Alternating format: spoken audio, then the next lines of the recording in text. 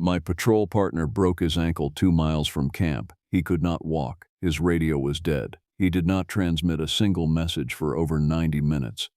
But at 5:30 that evening, I heard his voice come through my radio, clear as day, telling me he was 40 minutes out. And at 6 o'clock, I heard his voice again, this time from the trail outside my camp, 30 yards away in the dark, telling me to turn off my light. I pointed my headlamp at the trail. What was standing there was not Colton Driggs.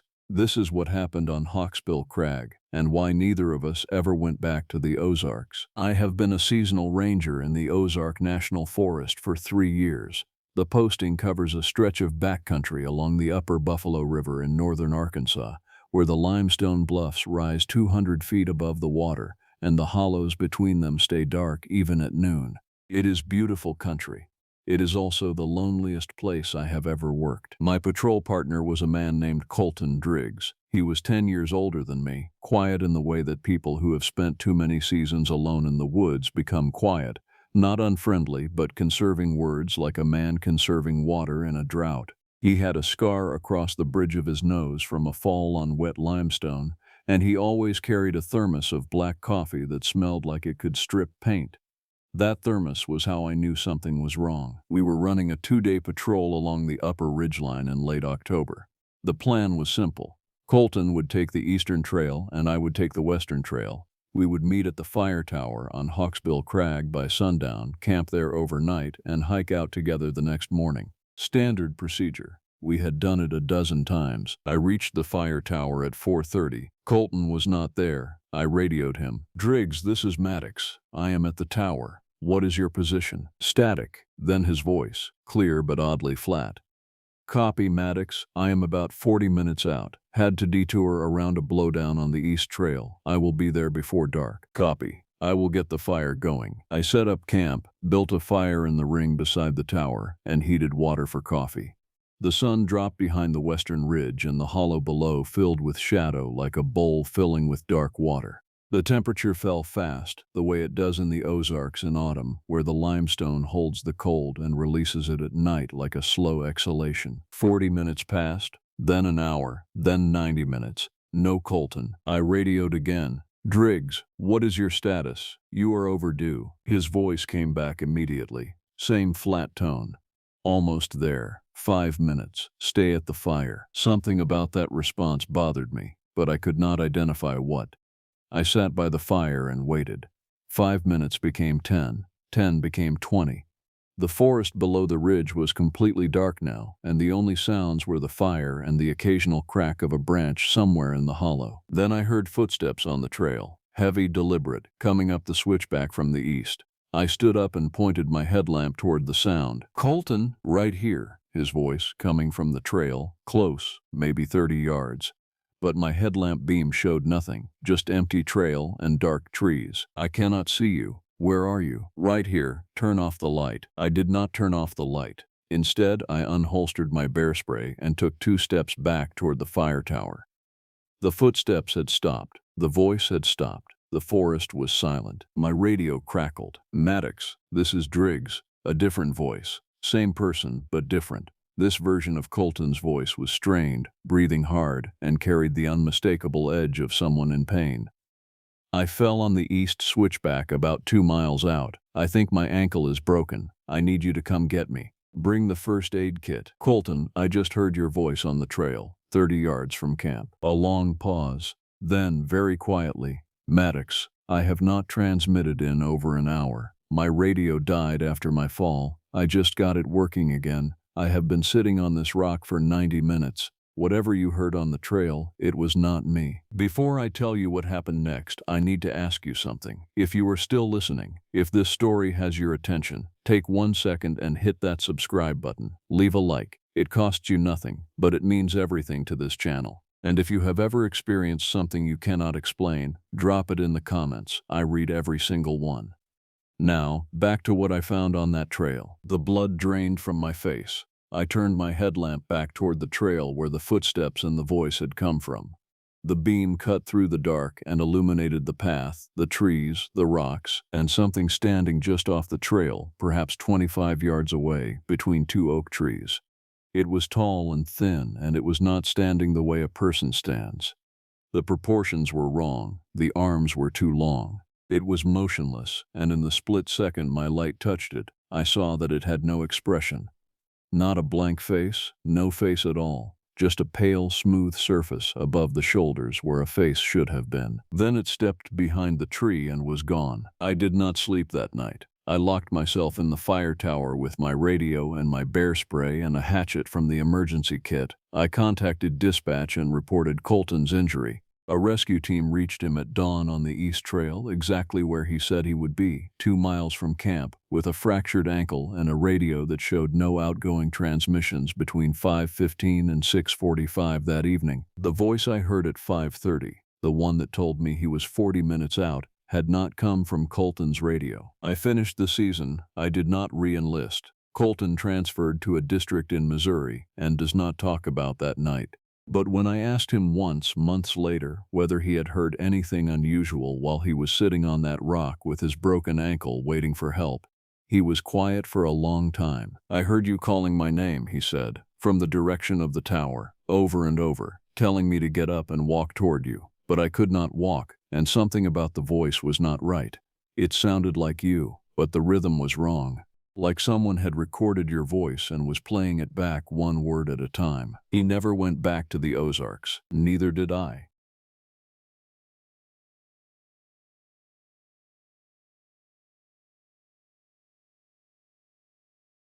The hunting cabin was just as I remembered it.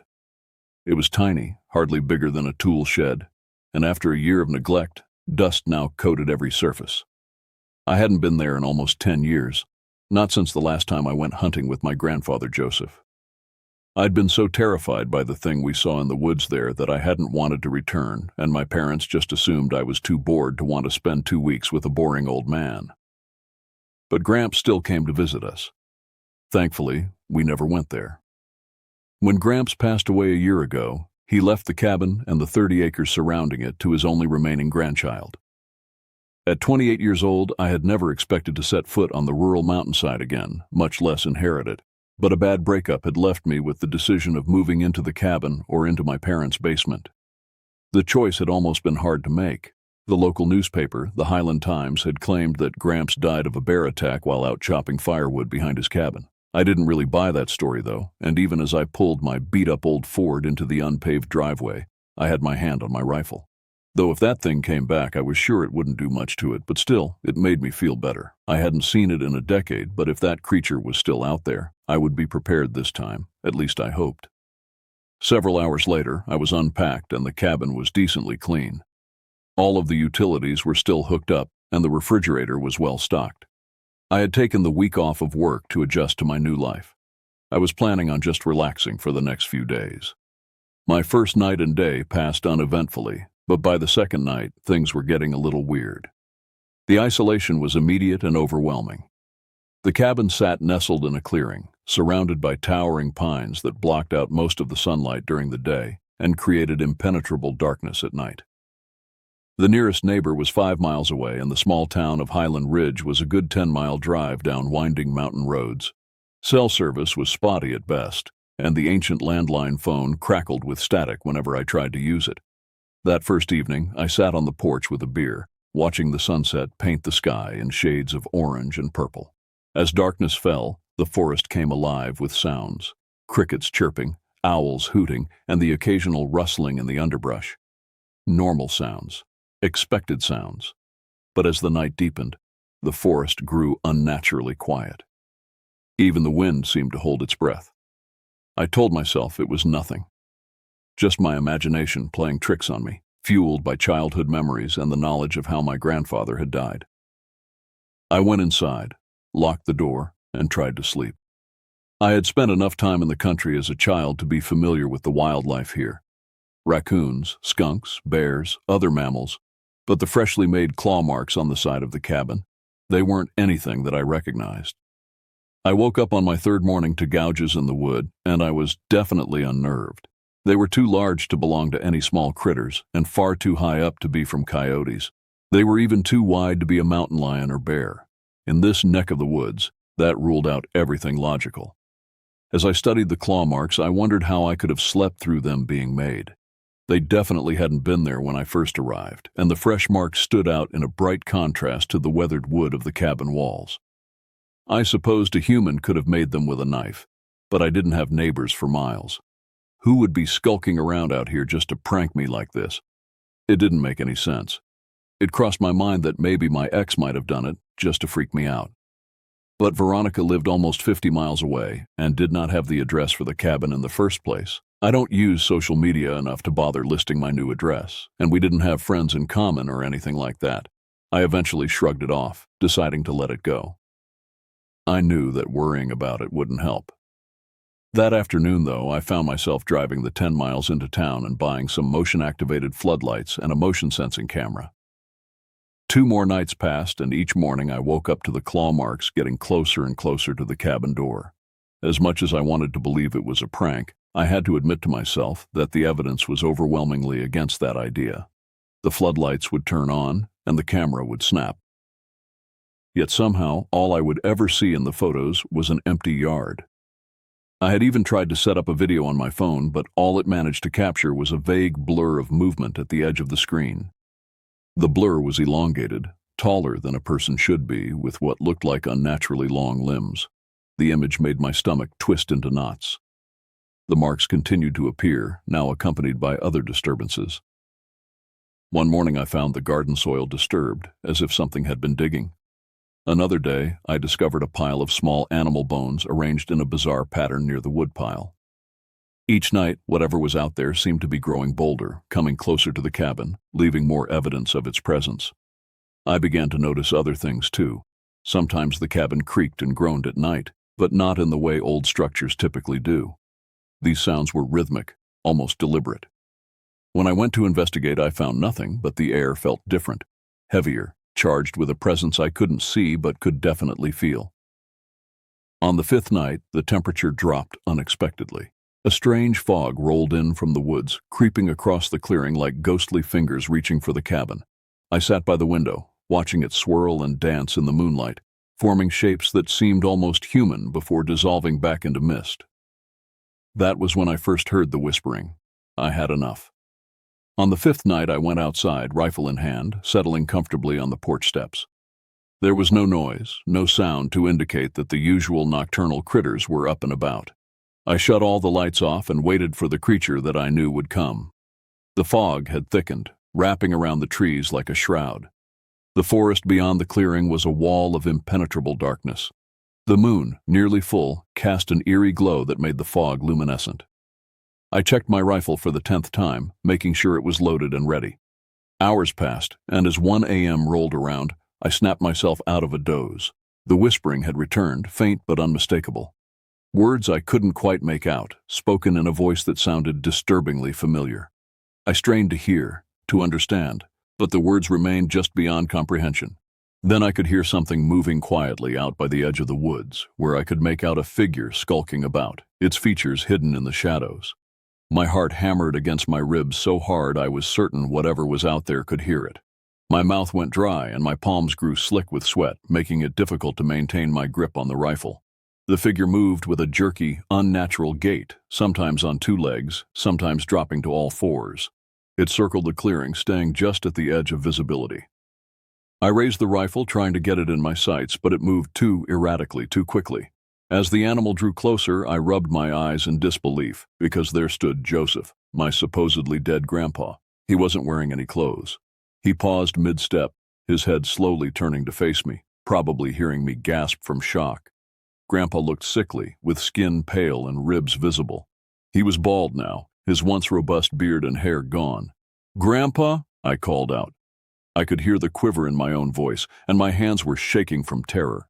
The rifle had fallen to my lap, nearly forgotten in the intensity of seeing my presumably dead grandfather.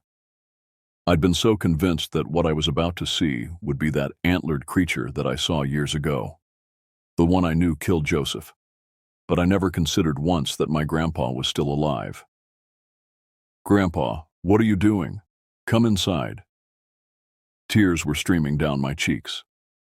I didn't care what my grandfather had been doing this whole time or why he was out there. All I cared about was that he was still alive. I wanted to hug him again. You stupid boy. It's too late. His voice barely sounded human anymore. His voice came out all wrong, like someone trying to remember how to speak after years of silence. The words were formed correctly, but the cadence, the tone, everything was off. And before I could respond, Grandpa was bounding into the woods on all fours. He was gone in the blink of an eye, the bushes hardly swaying where he had passed through. The woods remained as eerily silent as they had been before, even though my grandfather's retreat should have made a large amount of noise. Not a second later, a low growl came from behind me, the sound reverberating off the cabin walls. A massive creature, the one that I remembered, approached from the side of the cabin. Within seconds, it became clear to me that it wasn't a human or an animal unless someone was wearing an amazing and terrifying costume. The creature was every bit as surreal as I remembered. Long, pale limbs sprouted from an emaciated torso. An ivory deer skull shined in what little moonlight managed to bleed out through the clouds. It was wearing ragged old buckskin leggings and had beads around its neck. I could not see its eyes, though, but I knew without a doubt that if it had any, it was staring directly at me. I knew not whether it was a creature from native folklore or something else, but it didn't matter. It was here. Before I could take in any more detail, the creature began to laugh, a guttural sound that echoed in my head hauntingly. It was laughing so hard at me that it nearly doubled over. I realized that its limbs were able to wrap around its body almost twice. I raised my rifle, firing several times at it point blank, all of those rounds lodging firmly into the creature's neck and torso. The being looked down at its new piercings. Then, without a problem, almost comfortably, it began to dig out the bullets at an unhurried pace.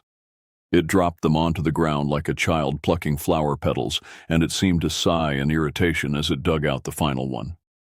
Do you think your grandfather tried the same thing?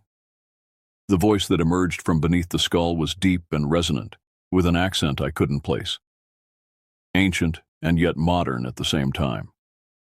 He did, many times, until he realized there were better ways to survive.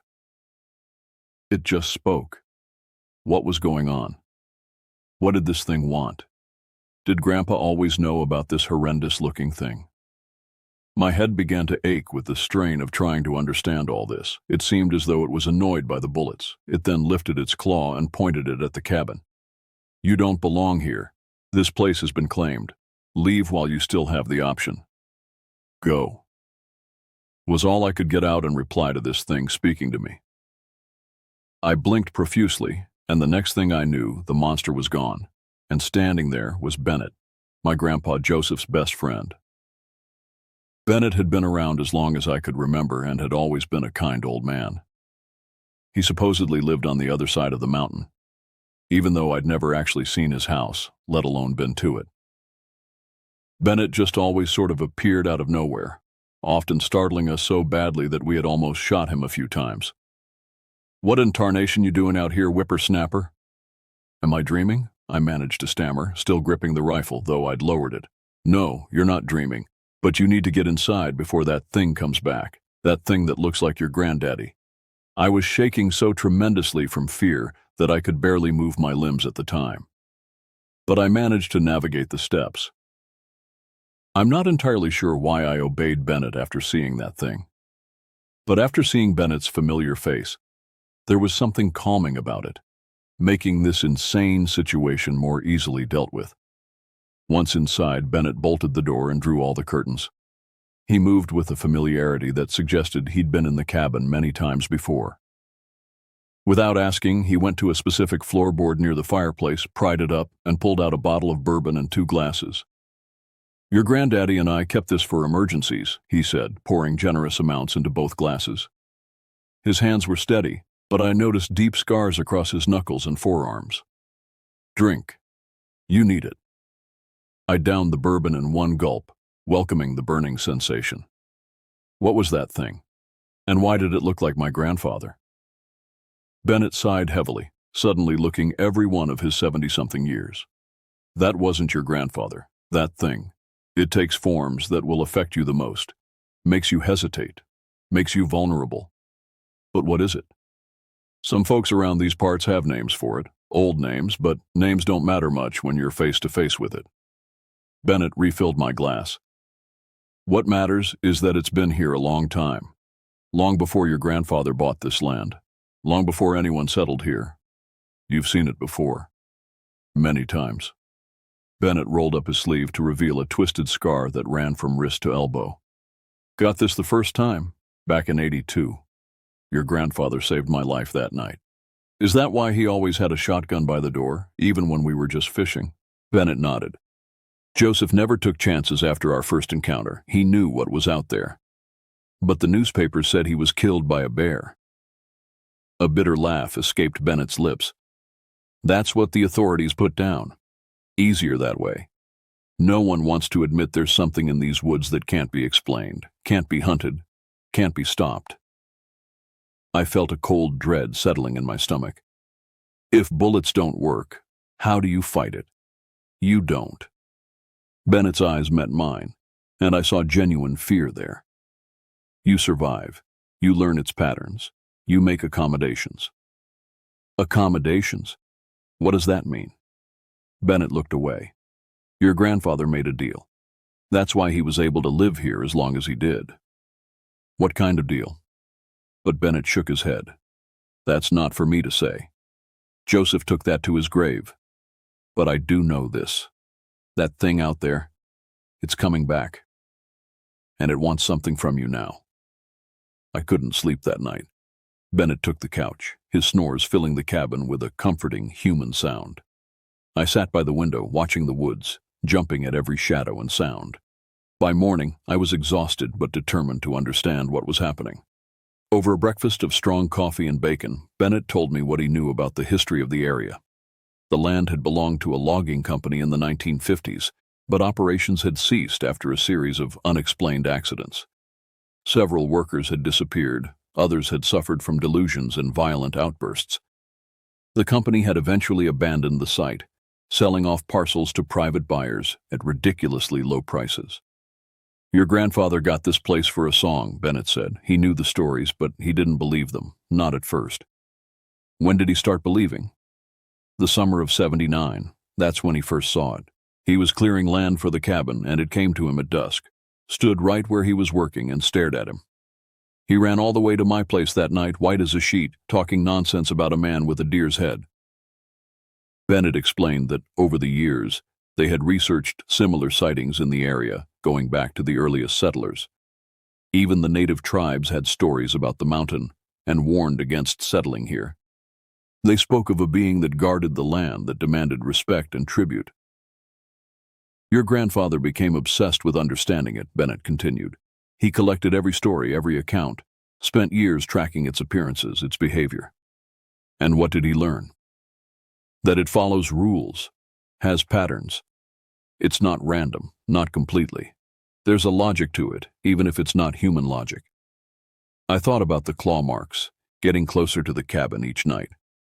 The animal bones arranged in patterns, the whispering that seemed to be trying to communicate something. You said my grandfather made a deal? What kind of deal could anyone make with something like that? Bennett's expression darkened. I don't know the specifics. Joseph stopped telling me everything after a while, but I know it involved sacrifices. Sacrifices? Like animals? At first. Bennett wouldn't meet my eyes. But things escalated over the years. Your grandfather changed, became secretive, started spending more and more time alone in the woods. A terrible thought occurred to me. Is that why he stopped inviting me up here? After that summer when I was 18? Bennett nodded slowly. He was protecting you. He told me once that he saw how that thing looked at you, like it was interested. I remembered the last hunting trip with my grandfather, how jumpy he'd been, how he'd insisted I stay inside after dark, the argument we'd had when I'd wanted to go night fishing at the lake. And then, the night before we were supposed to leave, I'd seen something watching us from the tree line. Something tall and thin with antlers, silhouetted against the moon. Grandfather had hustled me into the truck the next morning, barely giving me time to pack. We'd never spoken of it, and he'd never invited me back. What happens now? I asked. You have two choices, Bennett said. Leave and never come back. Sell the land to someone who doesn't know any better. Or what? Or you learn to live with it. Make your own arrangement. That night, Bennett left. He claimed he needed to get back to his own place before dark, but I suspected he didn't want to be at the cabin when night fell. Before he left, he pressed something into my hand, a small leather pouch filled with herbs and what looked like small bones. "Keep this with you," he said. "It won't stop it, but it might buy you some time if things go bad." Alone in the cabin, I considered my options. Leaving seemed the obvious choice. I could go back to the city, find a new apartment, a new job, start fresh. But something kept me rooted there. A combination of stubbornness, curiosity, and a strange sense that running wouldn't solve anything. That thing had been interested in me for a decade. Who was to say it wouldn't follow? As night fell, I prepared myself. I placed Bennett's pouch around my neck. I positioned myself in the center of the main room, away from windows and doors. And I waited. The scratching started just after midnight, gentle at first, almost tentative, at the back door. Then more insistent, moving to the windows, the walls, the roof. The whole cabin seemed to vibrate with the creature's presence. The temperature dropped dramatically, my breath fogging in the suddenly frigid air. And then the whispering started again. But this time I could understand the words. "Grandson of Joseph, inheritor of debts. We have business, you and I." The voice seemed to come from everywhere and nowhere at once, inside my head and all around me. I clutched Bennett's pouch, trying to steady my breathing. "What do you want?" I managed to say, my voice barely audible even to my own ears. "The same thing I wanted from your grandfather. The same thing I've always wanted." "And what's that?" A low, rumbling laugh that made the floorboards vibrate. "Acknowledgement, respect, tribute." "What kind of tribute?" The scratching stopped abruptly. In the sudden silence, I could hear my heart pounding. "Come outside and we'll discuss terms." Every instinct screamed at me to stay inside, to keep the barriers between myself and that thing intact. But I knew somehow that this moment had been inevitable since I first inherited the cabin. Perhaps even before that. Perhaps since that night 10 years ago when it had first seen me. I moved to the door, my hand hovering over the knob. "If I come out, we talk, nothing more, do you agree?" Another laugh, softer this time. "I agree to hear you. That is all I can promise." Taking a deep breath, I opened the door and stepped out onto the porch. It was waiting for me, standing at the bottom of the steps. In the moonlight, it looked both more and less human than before. The deer skull seemed to float above the emaciated body, antlers reaching toward the stars like gnarled fingers. Its limbs were too long, joints bending in impossible directions. "Joseph's blood," it said, the skull not moving but the voice clear in the night air. "You have his stubbornness, his curiosity, his fear." "What was your deal with my grandfather?" "Protection, for a price." "What price?" The creature tilted its head, an unnervingly human gesture on such an inhuman form. "Animals, at first. Then secrets. Then stories. Your grandfather was a wonderful storyteller. He would sit right where you're standing now and tell me tales of the world beyond these woods, of history and wars and human follies. In exchange, I kept other dangers away from his home." "Other dangers? Like what?" "These woods harbor many threats. Bears, mountain lions, men with darker intentions than mine. Your grandfather understood the value of my protection." I considered this. "And when did the arrangement change?" Bennett said things. Escalated. The creature's posture shifted, becoming more rigid. "Your grandfather grew old, forgetful.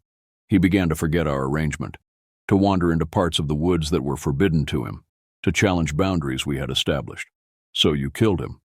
"I claimed what was owed to me," it corrected, voice hardening. "As is my right." Fear gave way to anger, hot and sharp in my chest. He was my grandfather. He was a trespasser who violated our covenant. The creature took a step closer. "But you are not bound by his mistakes. We can establish new terms, more favorable ones perhaps." "What would you want from me?" "Company," it said simply. "These woods are vast and empty. Eternity stretches long without conversation. That's all? Just talking to you? For now. Needs change with time. But yes, for now, your presence, your stories, your acknowledgement that this land is as much mine as it is yours. I thought about Bennett's warnings, about my grandfather's fate, about the claw marks getting closer to the door each night. And if I refuse? The creature's form seemed to blur at the edges, stretching taller, its antlers scraping the lowest branches of the nearby pines. Then you will find these woods most unwelcoming, and the barriers of your cabin most insufficient. I needed to make myself think through this logically, despite the fear making my thoughts scatter like leaves in a windstorm. The creature wanted company, stories, recognition. Was that really so terrible a price for safety? For the chance to stay in my new home? But I remembered Bennett's scars, my grandfather's fate, the creature's admission that needs change with time. Any deal I made now might evolve into something darker, more demanding, yet running seemed equally futile. This thing had fixated on me years ago, had perhaps been waiting for me to return, and it clearly had powers beyond my understanding. What was to stop it from following me if I fled? If I agree, I said slowly, there would be rules, boundaries, for both of us. The creature was motionless, but I sensed its attention sharpening. Speak your terms. You never enter the cabin without invitation. You never harm me or anyone who visits me. You protect the property from other threats, as you did for my grandfather. Acceptable. And in return, I took a deep breath. I'll talk with you. Share stories, news from beyond these woods. Acknowledge your connection to this land. Not enough, it said, voice rumbling like distant thunder. I require more tangible recognition. Like what? Offerings. Left at the edge of the woods each new moon. Nothing living, it added, seeing my expression. Food, trinkets, objects of interest from the world of men. It seemed a small price to pay for safety, for survival. Agreed. Then we have a covenant. The creature extended one long, clawed hand, sealed with a touch, as is tradition. Every fiber of my being revolted at the idea of touching that thing. But I forced myself forward, down the steps, until I stood before it. Slowly, I extended my hand. Its touch was not what I expected, not cold or scaly or rough, but warm and dry, like sun-baked stone. The moment our hands met, a jolt of something like electricity ran up my arm, and images flashed through my mind. The forest as it had been centuries ago, millennia ago, the rise and fall of civilizations, the creature standing unchanged through it all, watching, waiting. And then it was over. The creature released my hand and stepped back. The covenant is made, it said. Sleep without fear tonight, grandson of Joseph. We will speak again soon. It turned and moved toward the tree line, its form seeming to elongate and thin as it went, until it was indistinguishable from the shadows between the trees. I returned to the cabin, locked the door out of habit rather than necessity, and collapsed onto the couch. My hand still tingled where it had touched me, and my mind buzzed with the echoes of those ancient visions.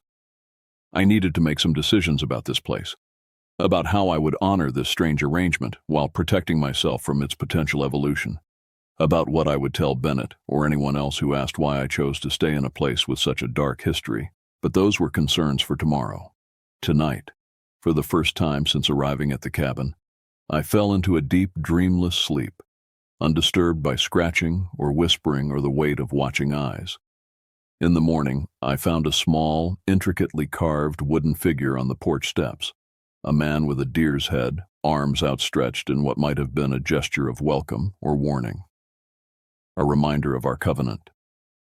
I placed it on the mantel, where my grandfather had kept his most treasured possessions, where it would be visible to anyone who visited.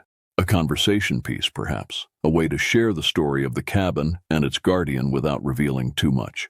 After all, who would believe me if I told the whole truth? Some stories are better left as mysteries, shared only with those who already understand the strangeness that lurks at the edges of our world. But sometimes, on nights when the moon is full and the forest is too quiet, I wonder if I made the right choice. if the price of staying will eventually grow too steep. If my grandfather tried to warn me, in his way, by keeping me away from this place after that long-ago summer. And sometimes, when I sit on the porch telling stories to the darkness, I imagine I see my grandfather's face behind that ivory skull, listening, waiting, judging my choices against his own.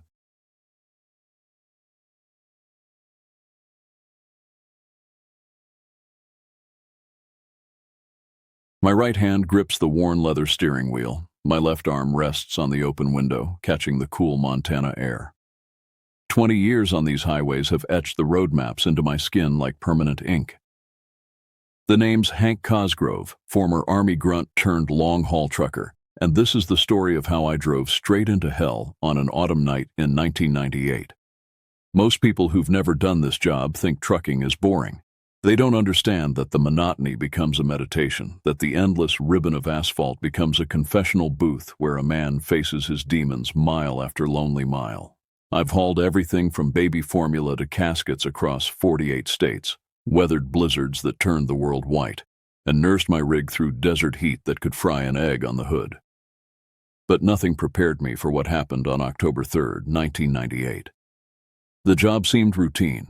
Farm equipment delivery to Ozark, Montana, one of those dots on the map that most GPS systems don't even acknowledge. The dispatcher had warned me about construction on the main route, but assured me the detour was well marked.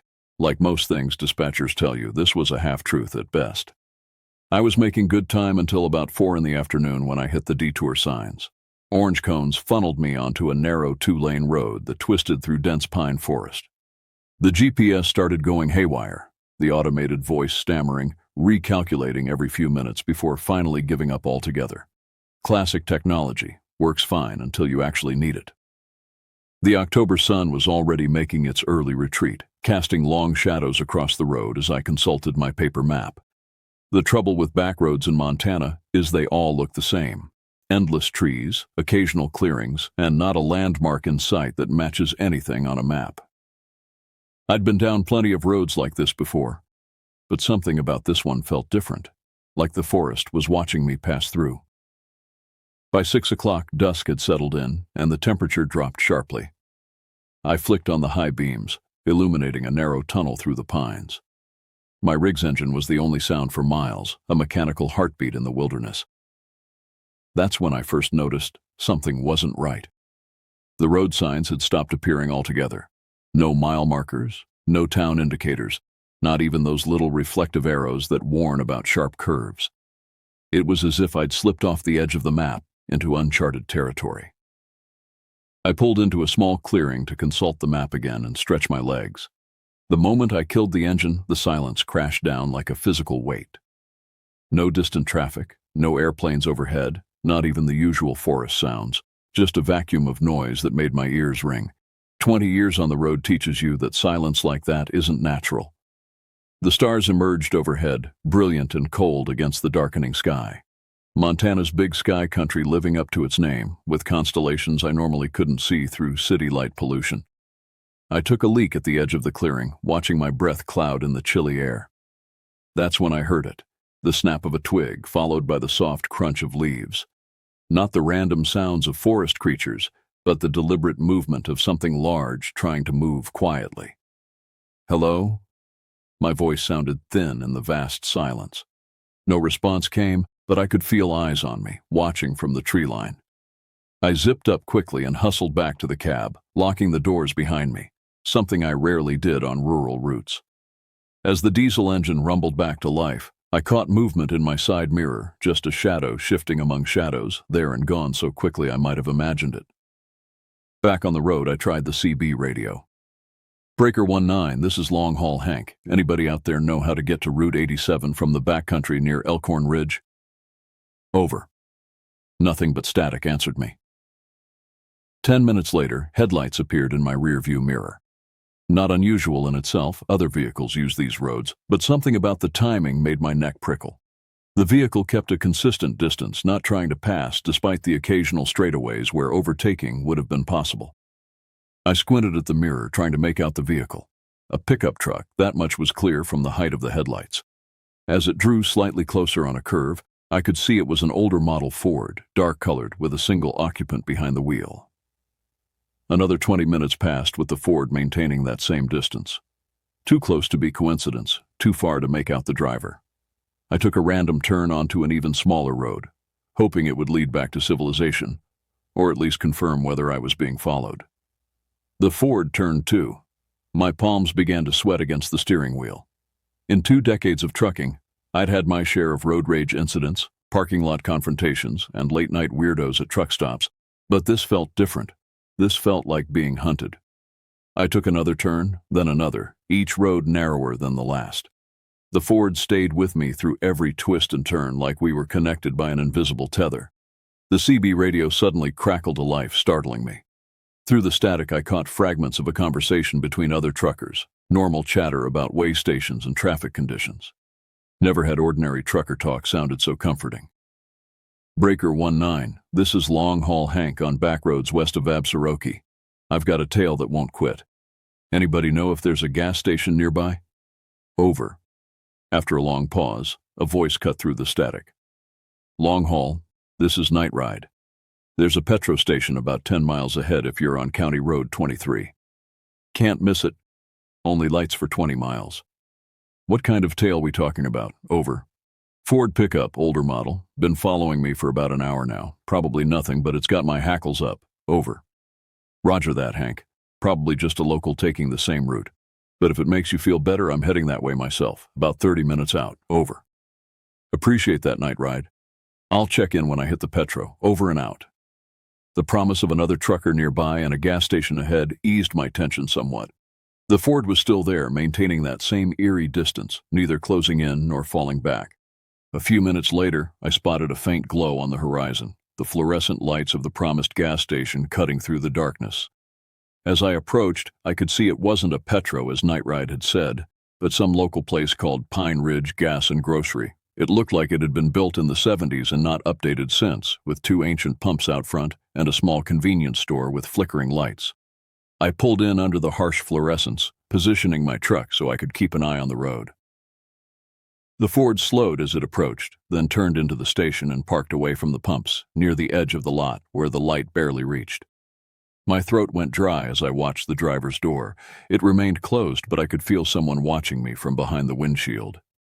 I climbed down from my cab, legs stiff from hours of driving, and headed for the store. As the door chimed above my head, I glanced back at the Ford one last time. The driver's side door was opening. The fluorescent lights inside the Pine Ridge Gas and Grocery buzzed like angry wasps, casting a sickly pallor over the dusty shelves.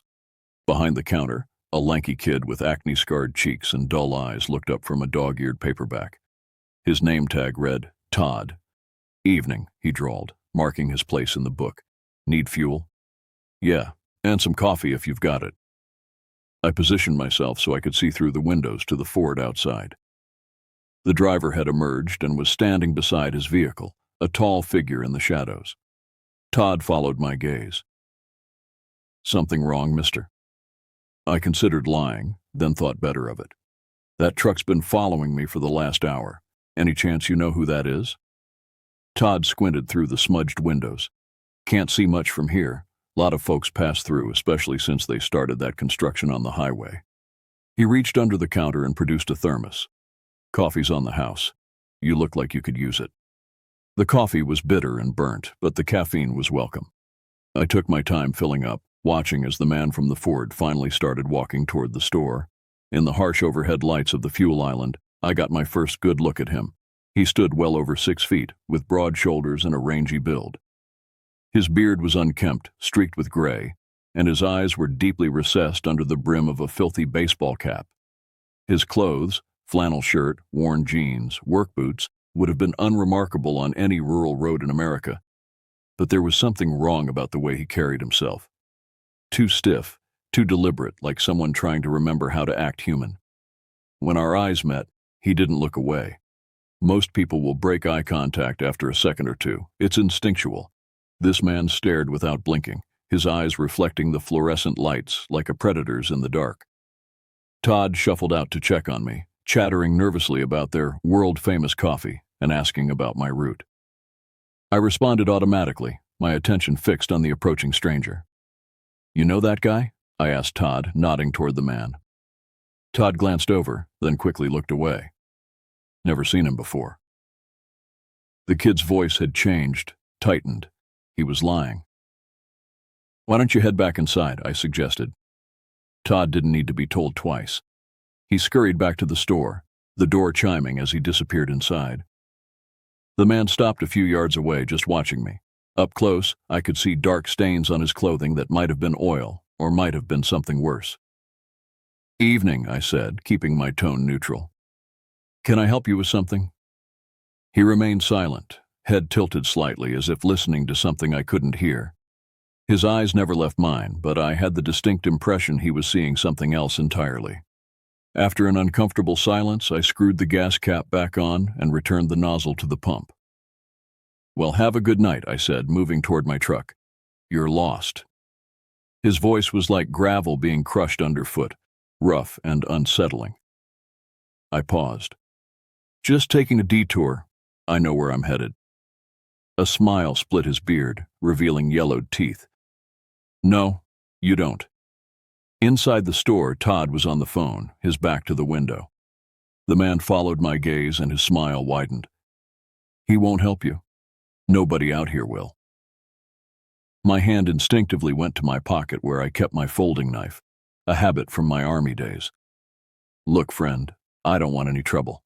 I'm just passing through." "That's what they all say." He took a step closer. "But there's no passing through. Not anymore." I dealt with my share of roadside weirdos, but something about this man made my skin crawl. It wasn't just his words or his appearance. It was the absolute conviction in his eyes, like he was stating simple facts about the weather. I climbed into my cab and locked the door, starting the engine with shaking hands. Through the windshield, I watched the man return to his Ford without taking his eyes off me. No rush in his movements, just the steady confidence of a predator that knows its prey can't escape. As I pulled back onto the road, the CB radio crackled again. "Long haul, Hank, this is Night Ride. You at that station yet? Over." I grabbed the handset, relief flooding through me at the sound of another human voice. "Night Ride, this is Long Haul. Just leaving the station now. That Ford is still on me. Something's not right with the driver. Over." "What's your 20 exactly?" "Over." I hesitated. "That's the thing. I'm not sure anymore. Signs disappeared a while back. I'm on a 2-lane blacktop heading east from Pine Ridge Gas and Grocery. Over." Static hissed for several seconds before Night Ride's voice returned, softer now, almost hesitant. "Hank, there ain't no Pine Ridge Gas and Grocery on any map I know. Are you sure about that name?" Over. A cold weight settled in my stomach as I checked the rearview mirror. The Ford's headlights had appeared behind me, keeping that same measured distance. "Dead sure. Just stop there. Talk to a kid named Todd." Over. Another long pause. "Hank, listen careful. There was a Pine Ridge station about 15 years back, burned down after the owner, guy named Todd Mercer, went nuts and killed his family. You need to get back to the main highway. Now." Over. I nearly dropped the handset. "What are you saying? I just talked to this kid 5 minutes ago." But only static answered me. The CB had gone dead, the channel empty of all traffic like someone had thrown a switch. In the growing darkness, the Ford's headlights seemed to burn brighter, growing larger in my mirrors. I pressed the accelerator, pushing my rig harder than was safe on these winding roads. The speedometer crept up, 55, 60, 65, the trailer swaying dangerously behind me on the curves. The road stretched ahead, an endless black ribbon through the pines. I tried the CB again, cycling through all channels, but found nothing but static. My cell phone showed no service, not that I expected any out here. After 20 minutes of hard driving, I spotted a crossroads ahead with an actual street sign, the first I'd seen in hours. I slowed just enough to make the turn, hoping to lose my pursuer, or at least find my way back to civilization. The Ford's headlights disappeared from my mirrors, and for a moment, I thought I'd lost him. Then I rounded a bend and nearly drove off the road in shock. The Ford was there, parked across the road, blocking my path. The man stood in front of it, shotgun raised to his shoulder, aimed directly at my windshield. I slammed on the brakes, the trailer jackknifing slightly behind me. There was nowhere to go. Dense forest pressed in on both sides, too tight to maneuver an 18-wheeler through. The man approached, shotgun steady, his face now hidden in shadow. "Get out," he barked, his voice carrying clearly through the night air. My options were limited. I could try to run him down, but a shotgun blast through the windshield would end that plan quickly. I could try to reverse, but the jackknife trailer made that impossible without taking time to straighten out. Time he wouldn't give me. Slowly, I shut off the engine and raised my hands. "Take it easy, buddy. No need for that. Keys, now." He gestured with the shotgun. I tossed the keys onto the ground at his feet. He scooped them up without taking his eyes or his aim off me, then motioned for me to exit the truck. As I climbed down, the cold night air hit me like a physical blow. We were miles from anywhere, with no witnesses and no help coming. Whatever this man wanted, I was on my own. He circled around me, keeping the shotgun leveled at my chest, and began searching through my cab. After a few minutes, he emerged with my logbook and the shipping manifest. "Absaroki," he read aloud, his voice flat. "You're making a delivery to Absaroki." "That's right," I said, trying to keep my voice steady. "Farm equipment. They're expecting it tomorrow." He laughed, a sound like breaking glass. "No, they're not." He tossed the papers aside. "Nobody's expecting anything in Absaroki. Not anymore." "What do you want?" I asked, struggling to understand what was happening.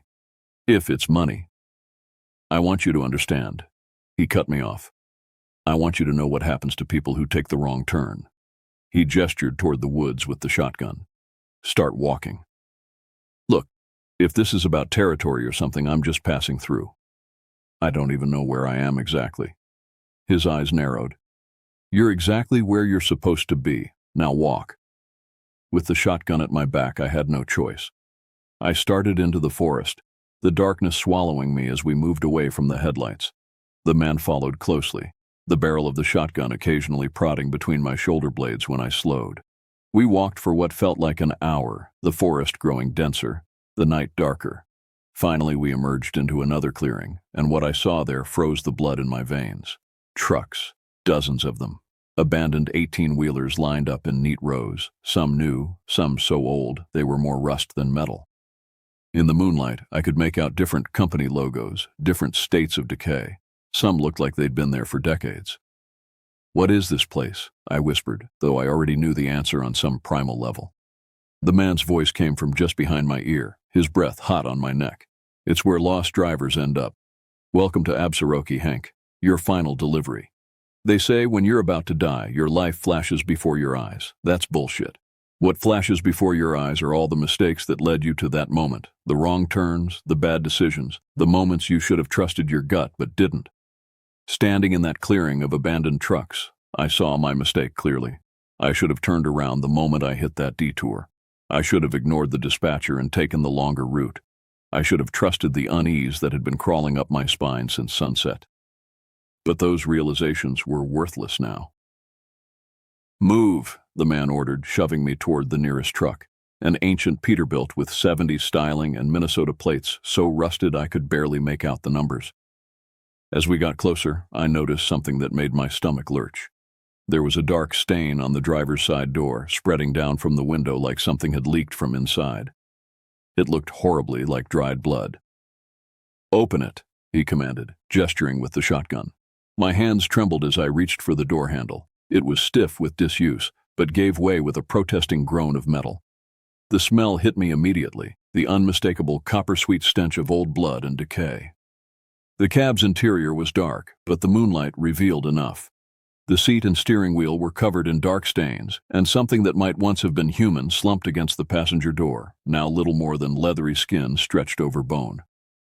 I stumbled back, bile rising in my throat. Jesus Christ! The man caught me by the collar, spinning me around to face the field of trucks. "Every driver who takes the wrong turn ends up here. Some try to run, some try to fight." His grip tightened. "It doesn't matter what they do. This is where the road ends for all of them." My mind raced, desperately searching for a way out. If I could just get back to my truck, I might have a chance. "Why?" I managed to ask. "Why are you doing this?" He tilted his head, studying me like I was a curious insect. I'm not doing anything. The road chooses who stays and who goes. I'm just the caretaker. Caretaker of what? A graveyard of trucks? The words seemed to amuse him. More than trucks die here, Hank. This place has been hungry for a long time. It takes the drivers, the cargo, even the memory of them from the world outside. He swept his arm in a wide gesture. Notice anything about these trucks? No search parties, no police tape? Once you're here, it's like you never existed anywhere else. A chill ran through me that had nothing to do with the night air. I thought about Night Ride on the CB and his warning about the gas station that had burned down 15 years ago. About Todd, the attendant who couldn't possibly be real. The man seemed to read my thoughts. Starting to understand now, aren't you? The detour wasn't on any map. The gas station doesn't exist. Even Absaroki isn't a real place, not anymore. That's impossible, I said. But even as the words left my mouth, I knew they were hollow. I'd been driving these roads for 20 years, and I'd never heard of Absaroki until this job came up. Check your manifest again, he suggested with a knowing smile. Look at the delivery address. I thought back to the paperwork I'd glanced at days ago when taking the job. Had there even been a street address? I couldn't remember seeing one, just the town name and a loading dock number. While my mind grappled with this, I noticed something the man had apparently forgotten. He'd lowered the shotgun slightly as he talked, the barrel now pointing at the ground rather than my chest. 20 years ago in the Army, they'd trained us for moments like this. How to disarm an opponent. How to create an opening. How to survive. The training was rusty, but it was still there, buried under 2 decades of civilian life. I lunged forward without warning, driving my shoulder into his midsection while grabbing for the shotgun. He was stronger than he looked, and his finger tightened on the trigger as we struggled. The blast tore through the night, the shot going wide into the trees. We fell to the ground, rolling in the dirt, both fighting for control of the weapon, his face contorted with rage, all pretense of calm disappearing. "You can't leave," he snarled, spittle flying from his lips. "Nobody leaves." I smashed my forehead into his nose, feeling it crunch beneath the impact. Blood sprayed, black in the moonlight, but his grip on the shotgun didn't loosen. He brought his knee up into my groin, and pain exploded through my body, momentarily paralyzing me. He used the advantage to roll on top, pinning me with his weight while raising the shotgun like a club. I got my arm up just in time to block the blow, the stock glancing off my forearm instead of crushing my skull. The pain was immediate and intense. The bone might be fractured, but at least I was still conscious. I drove my other fist into his throat, a desperate move that connected solidly. He gagged, his grip on the shotgun faltering for just an instant. It was enough. I wrenched the weapon from his hands and scrambled away, putting distance between us as I rose to my feet. He recovered quickly, pulling a long hunting knife from his belt. "Do you think you're the first to fight back?" he wheezed, his damaged throat affecting his speech. "They all try something. It never works." I had the shotgun now, but I'd never been comfortable with firearms even during my service. Still, the solid weight of it in my hands gave me courage. "Stay back," I warned, raising it to my shoulder. He laughed that broken glass laugh again. "Go ahead. Pull the trigger. See what happens." Something in his confidence made me hesitate. I ejected the shell and checked the chamber, empty. I pumped it again, and another spent shell ejected. The gun was fully unloaded except for the round he'd fired during our struggle. His grin widened. "Like I said, I'm just the caretaker. I don't need weapons to keep you here." I threw the useless shotgun aside and backed away, looking for anything I could use as a weapon or a path of escape. The clearing was surrounded by dense forest on all sides except for the narrow track we'd come in on. Then I heard it, the sound of an engine starting. One of the trucks in the clearing, a newer model Kenworth, rumbled to life, its headlights cutting through the darkness. No one was in the cab. Another engine started, then another. Around the clearing, trucks began awakening, their lights illuminating, diesel engines growling like hungry beasts. The man stood calmly in the middle of it all, watching me with those unblinking eyes. "You see," he said softly, barely audible over the engines, "this place has its own rules, its own hunger." I ran. Blind panic drove me into the trees, away from the clearing and its impossible horrors. Branches whipped at my face, roots threatened to trip me, but I kept moving. Behind me I heard the man's laughter, and worse, the sound of multiple engines revving, of massive tires beginning to roll. They were coming after me. The empty trucks were hunting me through the forest. I crashed through the underbrush, my lungs burning, my fractured arm throbbing with each heartbeat. The forest seemed to close in around me, branches reaching like grasping fingers, roots rising to snare my feet. Through the trees, I caught glimpses of headlights moving in impossible ways, weaving between trunks too narrow for any vehicle to pass. After what felt like hours but was probably only minutes, I broke through the tree line and found myself back on the road. My road, where this nightmare had begun. In the distance I could see my truck, still jackknifed across the pavement, its hazard lights blinking steadily in the night. Hope surged through me. If I could reach it, start it somehow without the keys, maybe I could escape this place. I sprinted down the road, each footfall bringing me closer to salvation. Behind me, the forest seemed to exhale, a collective sigh of branches and leaves that sent a cold wave of air across my back. The sound of engines grew louder, and I risked a glance over my shoulder. They were emerging from the trees, not just the man's Ford, but 3 of the trucks from the clearing, ghostly drivers visible behind their windshields, their faces hollow and rotted like the corpse I'd seen earlier. I ran harder than I'd ever run in my life, my focus narrowed to the singular goal of reaching my truck. 50 yards, 40, 30. The distance collapsed under my desperate sprint. When I reached the cab, I nearly sobbed with relief. Climbing up, I tried the door, locked, of course.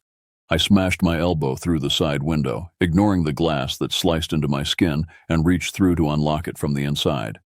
The pursuing vehicles were closing in, their headlights illuminating the interior of my cab as I frantically searched for any way to start the engine without keys. In the Army, I'd learned how to hotwire certain military vehicles, but a modern semi was another matter entirely. As I tore at the steering column, my hand brushed against something in the cup holder, a spare key. I'd forgotten I kept one hidden for emergencies, a habit I'd picked up years ago after locking myself out at a rest stop in Nevada.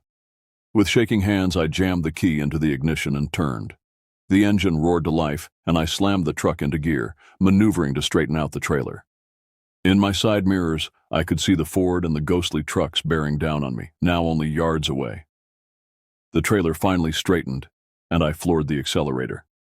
The truck lurched forward, slowly at first, then with gathering speed. The pursuing vehicles gained on me, the Ford pulling alongside my trailer. Through the passenger window, I could see the man keeping pace, his eyes locked on mine, his mouth moving as if speaking words I couldn't hear. Then he swerved sharply, his Ford slamming into the side of my cab. The impact nearly sent me off the road, but I held the wheel steady and maintained course. He fell back slightly, then accelerated again, clearly planning another ram. Behind him, the ghostly trucks were gaining, their rotting drivers leaning forward with anticipation. I pushed my rig to its limits, the engine screaming in protest as we thundered down the dark road. The Ford tried to pull alongside again, but this time I was ready.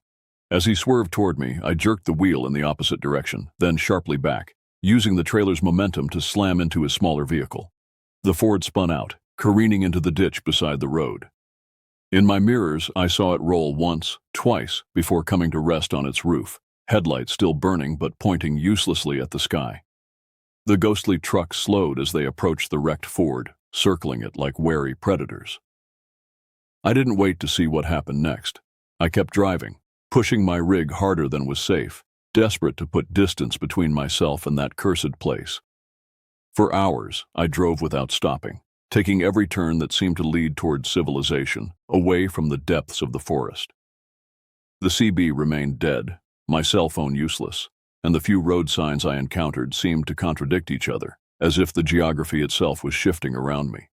As dawn began to lighten the eastern sky, I finally saw something that made my heart leap, a highway sign indicating Interstate 90 was ahead. I'd found my way back to the main road, back to the world I knew. But as I approached the intersection, I couldn't shake the feeling that something was still wrong. The light looked strange, too golden, too perfect. The air had a stillness that didn't belong to the natural world. And then I saw it. The Pine Ridge Gas and Grocery, looking exactly as it had hours before, its fluorescent light still flickering in the early morning light. Parked out front was a familiar Ford pickup, and leaning against the pump was the man, watching my approach with that same unblinking stare. I slammed on the brakes, the trailer fishtailing behind me. This was impossible. I'd seen the Ford crash. I'd driven for hours in the opposite direction. The man pushed off from the pump and began walking toward me, his movements unnaturally smooth. Behind him, the door to the gas station opened, and Todd stepped out, his face expressionless. I threw the truck into reverse, backing away from this impossible scene, then swung the wheel hard, executing a frantic three-point turn in the middle of the road. As I accelerated away, I glanced in my mirrors. The gas station was gone. The road behind me was empty. But in the tree line beside the road, I could see him standing perfectly still, watching me drive away. Dawn painted the sky in shades of fire as I drove, my knuckles white on the steering wheel, my eyes constantly checking the mirrors for any sign of pursuit. The fracture in my arm had swollen to twice its normal size, throbbing with each heartbeat. Glass cuts on my hands and face had crusted over with dried blood, and every muscle in my body screamed from the night's exertions. But I was alive. I was moving, and the road ahead seemed to be leading somewhere real. After another hour of driving, I crested a hill and saw a familiar sight. The interstate stretching across the landscape like a lifeline. Traffic moved along it, normal morning commuters and commercial vehicles going about their business, unaware of the nightmare that existed just miles away in the backwoods. I merged onto the highway, the solid feel of well-maintained asphalt beneath my tires bringing a rush of relief so intense I nearly wept.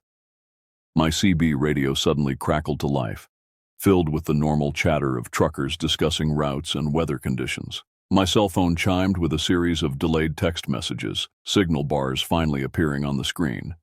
I was back in the world. But was I safe? The question haunted me as I pulled into the first truck stop I found, a bustling pilot with a crowded parking lot and a restaurant full of drivers hunched over plates of eggs and coffee. Normal, mundane, real. I parked and sat for a long moment, gathering my courage to step out of the cab. What if this was another illusion? What if I opened the door and found myself back in that clearing of abandoned trucks, the man waiting for me with his knowing smile? Eventually, necessity forced me to move. My arm needed medical attention, and I needed to contact my dispatcher to explain why I'd missed my delivery window. I climbed down carefully, half expecting the world to shift around me, but everything remained solid and ordinary. Inside the truck stop, I approached the counter and asked the cashier where I was exactly. "Billings," she said, giving me an odd look. "You okay, mister? You look like you've been through the ringer." "Accident," I explained vaguely. "Is there a hospital nearby?" She gave me directions to the nearest emergency room, her concern evident as she took in my battered appearance. "Want me to call someone for you? Police or anything?" I shook my head. "Just need to make a few calls myself. Thanks." At a quiet booth in the corner of the restaurant, I dialed my dispatcher, Frank, dreading the conversation. Frank was a good guy, but he ran a tight ship and didn't tolerate missed deliveries. "Hank?" He sounded surprised to hear from me. "Where the hell have you been? I've been trying to reach you since yesterday afternoon." "Had some trouble on the detour route," I said, keeping it simple. "Got lost, then had an accident. I'm in Billings now, headed to the hospital to get checked out." Frank's tone softened slightly. "How bad is it? You okay to drive?" "Might have a broken arm. Truck's banged up but operational." "Look, Frank, about that delivery to Absaroki." "To where?" Frank interrupted. My blood ran cold. "Absaroki, the farm equipment delivery." When he didn't respond, I added, "Check the manifest. Job number 1998-273. I heard keyboard clicking on his end, then a long pause. "Hank, there's no delivery with that job number, and there's definitely no place called Absaroki on any of our routes." My free hand gripped the edge of the table, knuckles whitening. "Frank, I have the paperwork right here. I've been hauling this load for 3 days." "What load?" His confusion sounded genuine. "According to my system, your truck is empty. You were deadheading back from Seattle after dropping off that lumber shipment. No pickup scheduled until tomorrow in Fargo." I opened my mouth to argue, then closed it. Slowly, I set down the phone and walked back to my truck on unsteady legs. Opening the trailer doors, I found exactly what Frank had described. An empty cargo area, swept clean with no sign of the farm equipment I'd been hauling. Back in the restaurant, I picked up the phone where Frank was still asking questions. "I need some time off," I said, cutting him short. "Family emergency. I'll call you in a few days." Before he could respond, I hung up and dialed another number, my old Army buddy Mike, who now worked as a county records clerk in Montana. "Mike, it's Hank Cosgrove. I need a favor. Can you check if there's ever been a town called Absaroka in Montana? Or a gas station called Pine Ridge anywhere in the state?" Mike didn't ask why I needed to know, which was one of the reasons we'd stayed friends for 20 years. He just went quiet for a few minutes, then came back on the line.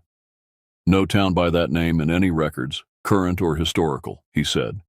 "As for Pine Ridge Gas and Grocery, there was one about 15 miles east of Elkhorn. Burned down in '83 after the owner killed himself and his kid. Pretty grisly story, actually. They say—" "Did the kid's name happen to be Todd?" I interrupted. The silence on the other end of the line stretched for several seconds. "Yeah, how'd you know that?" I thanked him and hung up, my mind reeling. It was true. All of it. The gas station that shouldn't exist. The town that wasn't real. The manifest that had disappeared from both my trailer and Frank's records. At the hospital, I gave the doctors a simplified version of events. I'd been run off the road, fought with my attacker, and managed to escape. They set my fractured ulna, stitched up the deeper cuts, and prescribed painkillers that barely touched the edges of my fear. When they asked if I wanted to file a police report, I declined. What would I tell them? That I'd been hunted by a man who might not be human, on roads that didn't exist, delivering cargo to a town that had never been real? Instead, I checked into a motel on the outskirts of Billings, a shabby place that asked no questions when I paid cash for a week's stay. I needed time to think, to recover, to make sense of what had happened. The first night, exhaustion pulled me into a deep sleep despite my fear. I dreamed of the clearing and its field of abandoned trucks, but in the dream I was looking out from behind the wheel of one of them, unable to move, watching as new victims were brought before me. I woke gasping, sheets soaked with sweat, the motel room spinning around me. For a disorienting moment, I thought I was back in my truck, still trapped on those endless back roads. The red glow of the alarm clock read 3:17 a.m., the dead hours of the night when the barrier between worlds feels thinnest. Something scratched at my door, a soft, persistent noise that might have been branches in the wind, except there were no trees near my room. I lay perfectly still, listening as the scratching moved from the door to the window, fingernails on glass, testing, seeking entry. "I know you're awake, Hank," a familiar voice called from outside, gravel rough and mocking. "You can't hide here. The road always finds a way back to you." I fumbled for the bedside lamp, clicking it on. The scratching stopped immediately. When I gathered my courage to peer through the curtains, the parking lot was empty except for my truck and a few other vehicles belonging to guests. But my truck was different. Even from the window, I could see that its color had changed slightly. Darker, more like the Ford that had pursued me. And something was written in the dust on the driver's side door. Not over. I didn't sleep again that night. At first light, I checked out of the motel and hit the road, heading east toward the Dakotas, putting distance between myself and Montana. I told myself it was over, that I'd escaped whatever trap had been set for me in those backwoods. The miles rolled by, the landscape changing from mountains to plains, and gradually my breathing slowed. The truck ran smoothly, the radio played normal songs, and the sky above was an ordinary, comforting blue. Other vehicles passed me or fell behind, their drivers giving me casual waves of acknowledgement. By nightfall, I'd crossed into South Dakota and found another motel, this one part of a national chain, brightly lit and busy with tourists. I slept without dreams, and when morning came, no messages waited for me in the dust on my truck. For 3 days, I drove without incident, zigzagging across the upper Midwest, taking main highways and avoiding backroads entirely. I called Frank and spun a story about a family illness that had cleared up sooner than expected, and he assigned me a simple load from Minneapolis to Chicago. The routine of the job began to settle over me again, the familiar rhythm of driving, the camaraderie of truck stops, the predictable challenges of traffic and weather. I began to think that maybe, just maybe, I had put Absaroki behind me for good. Then came the CB call that shattered my fragile peace. Breaker 19 for long haul Hank. Come in, Hank. Over. I froze, the handset halfway to my lips. No one had called me long haul in days, not since... Long haul, Hank? This is Night Ride. Remember me? Over. Night Ride. The trucker who had warned me about the gas station. The one who had disappeared from the CB when I needed him most. Against my better judgment, I keyed the mic. Night Ride, this is Hank. I remember you. Over. Glad you made it out, Hank. Not many do. Over. A chill ran through me. What do you know about that place? Over. Static filled the channel for a long moment before his voice returned. I know it's been taking drivers for decades. I know it makes people forget those it takes. And I know it's not finished with you yet. Over.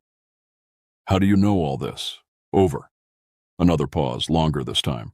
Because I've been running from it for 30 years, Hank, just like you're going to do now. It let you go for a reason. It's playing with you. Over. I glanced in my mirrors, suddenly aware of how empty the highway had become in the last few minutes. No cars behind me, none ahead, just an open road stretching to the horizon. What do I do? Over. Keep moving. Stay on main roads.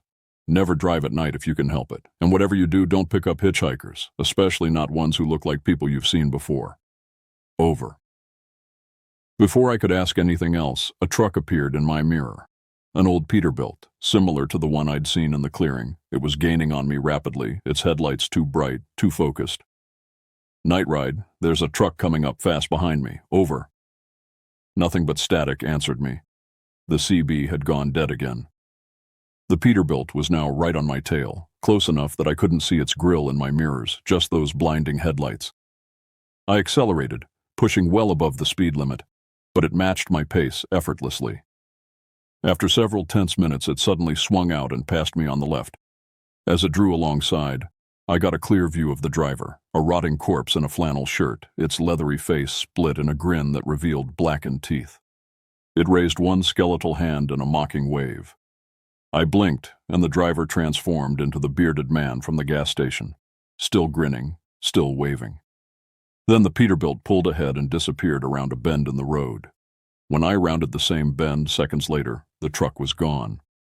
The highway stretched empty before me, but something had changed. The landscape was wrong, too wild, too empty. The vegetation shifting from Midwestern prairie to dense Montana pine forest. A road sign appeared ahead, Absaroki 50 miles. My hands tightened on the wheel as understanding dawned. It didn't matter how far I ran or what roads I took. Some part of me had never left that place, and now it was pulling me back, reeling me in like a fish on a line. The road narrowed, the pavement growing rough beneath my tires. The sky darkened unnaturally fast, stars appearing in a pattern I recognized from that first night in the clearing. In my rearview mirror, headlights appeared, not just one pair, but dozens, a convoy of the damned coming to welcome me back. And ahead, just visible in the gathering gloom, was the flickering sign of the Pine Ridge Gas and Grocery. As I approached, I could see two figures waiting by the pumps, Todd, forever young, and the bearded man, forever patient. They watched my truck draw near, neither moving nor speaking, secure in the knowledge that I had nowhere else to go. I had one chance, one desperate, probably futile chance to break the cycle. Instead of slowing down, I pressed the accelerator to the floor. My truck roared in response, picking up speed as I aimed directly at the gas station. The bearded man's smile faltered for the first time as he realized my intention. He stepped forward, raising his hands as if to stop 18 tons of steel through sheer will. I closed my eyes as the impact came. They found my truck 3 days later, wrapped around a tree just off Interstate 90 near Sheridan, Wyoming.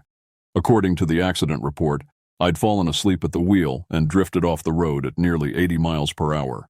The cab was crushed beyond recognition. The trailer split open like a tin can, spilling its contents across the forest floor.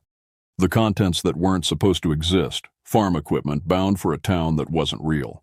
By all rights, I should have died in that crash. The highway patrol officers who extracted me from the wreckage called it a miracle that I survived with only a concussion, 4 broken ribs, and a punctured lung. They said I'd been unconscious for nearly 72 hours, mumbling incoherently about trucks and roads that led nowhere. But I knew the truth. It wasn't luck that saved me. It was something much worse. I spent 3 weeks in the hospital, reconstructing my memories piece by piece. Some came back clean and sharp: the gas station, the man with the shotgun, the clearing full of abandoned trucks. Others remained hazy, dreamlike, as if my mind was trying to protect me from the full horror of what I'd experienced. The doctors talked about traumatic brain injury and post-concussion syndrome.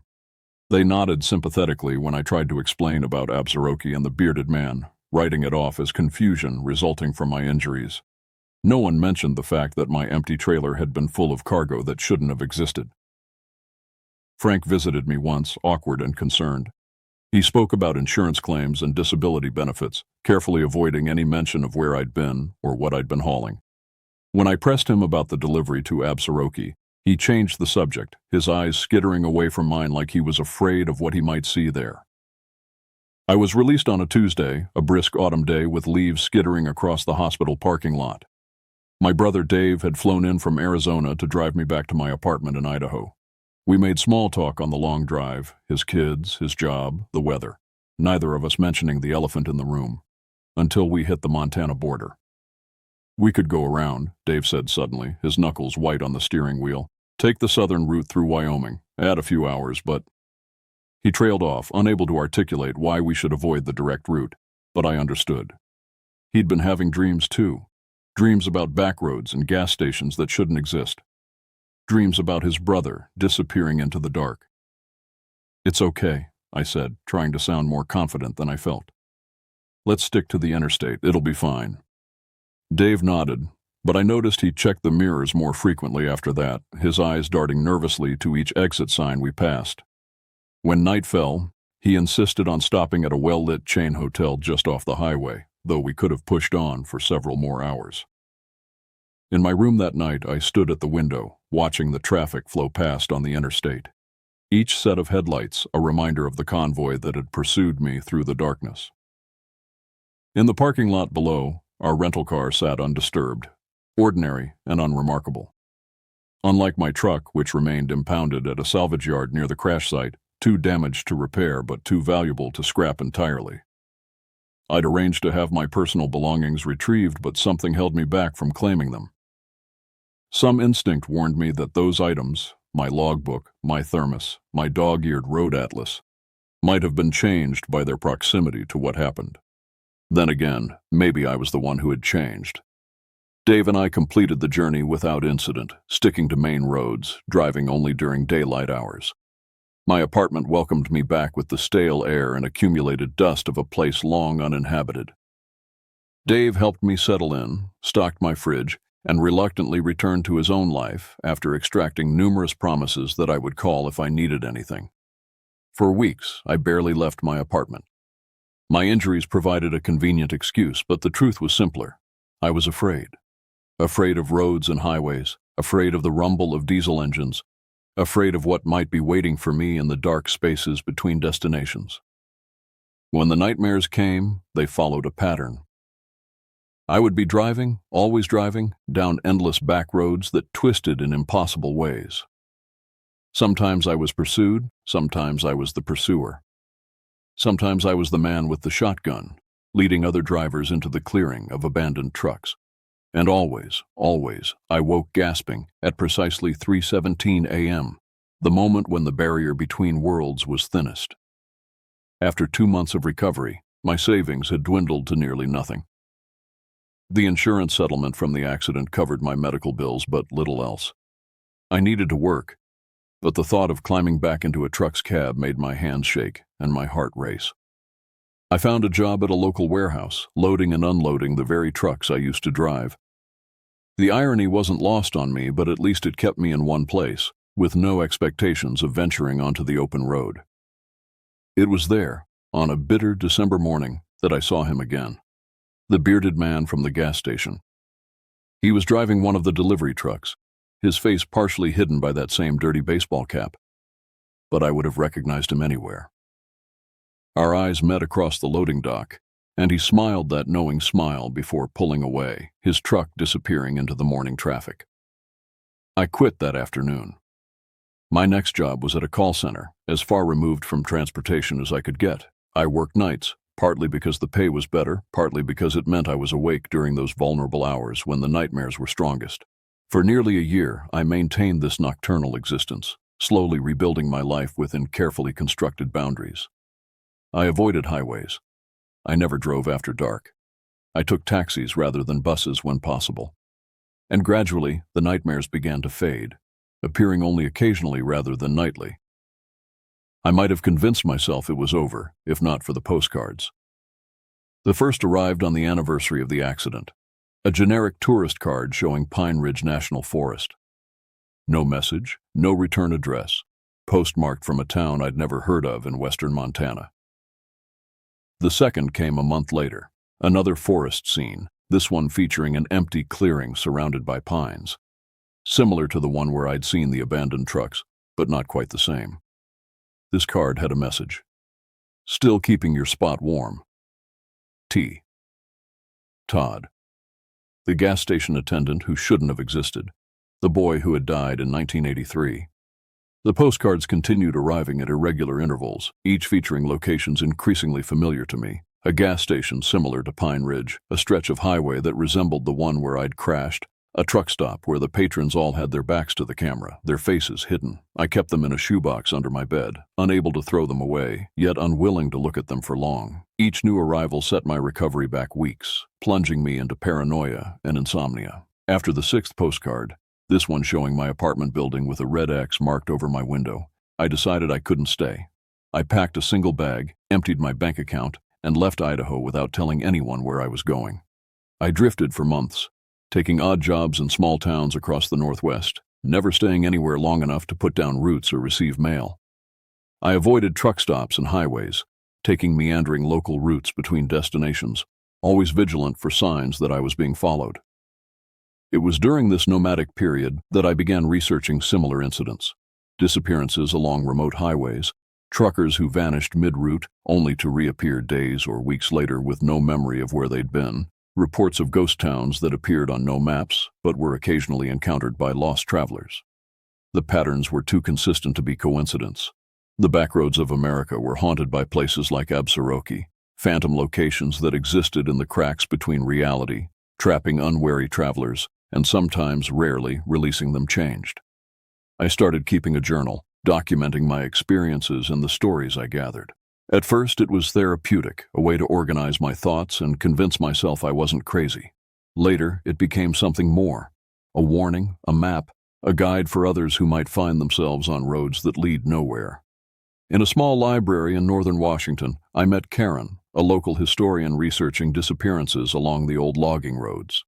We compared notes, finding disturbing similarities between my experience and the cases she documented dating back to the 1920s. It's like there are thin spots, she explained, spreading a map across the table between us. Places where the normal world and something else brush against each other. Most are temporary, appearing and disappearing at random, but some are permanent, anchored to locations with violent histories. Like the Pine Ridge Gas and Grocery, I suggested. She nodded. Exactly. A murder-suicide creates a wound in reality. Over time, that wound festers, drawing in similar energies, similar tragedies. She tapped a section of the map where several disappearances had been marked. This whole region is a hotspot. Something about the geography, maybe, or the history. What about the people? I asked. The ones who stay there, like the man with the shotgun? Or Todd? Karen hesitated, her finger tracing circles on the map. I think they're caught between worlds. Not fully there, not fully here. Guardians or prisoners, maybe both. And the trucks? The ones that drove themselves? Echoes, she said softly. Residual energy from the vehicles and their drivers replaying the moment of crossing over. Like ghosts, but with more purpose. It made as much sense as anything else I'd considered. We spent weeks correlating her historical research with my first-hand experience, creating a comprehensive theory of what I'd encountered. Academic paper. I refused. Publicizing the existence of places like Absaroki would only draw more people to them, creating more victims, more echoes, more thin spots between worlds. Instead, I did something riskier. I went back. Not to Montana specifically, but to the road.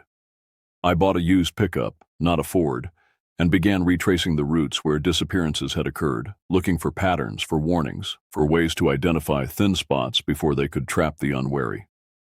I never drove at night. I avoided unmarked detours. I carried specialized equipment, electromagnetic field detectors, thermometers, barometers, to measure environmental changes that might indicate a crossing point. And I documented everything, building on the journal I'd started months earlier. For 2 years, I traveled this way, a ghost hunter of sorts. Though the ghosts I sought were places rather than people, I found dozens of thin spots across the Northwest, marking them on my maps, warning locals when possible, sometimes intervening directly when I saw travelers about to take dangerous turns.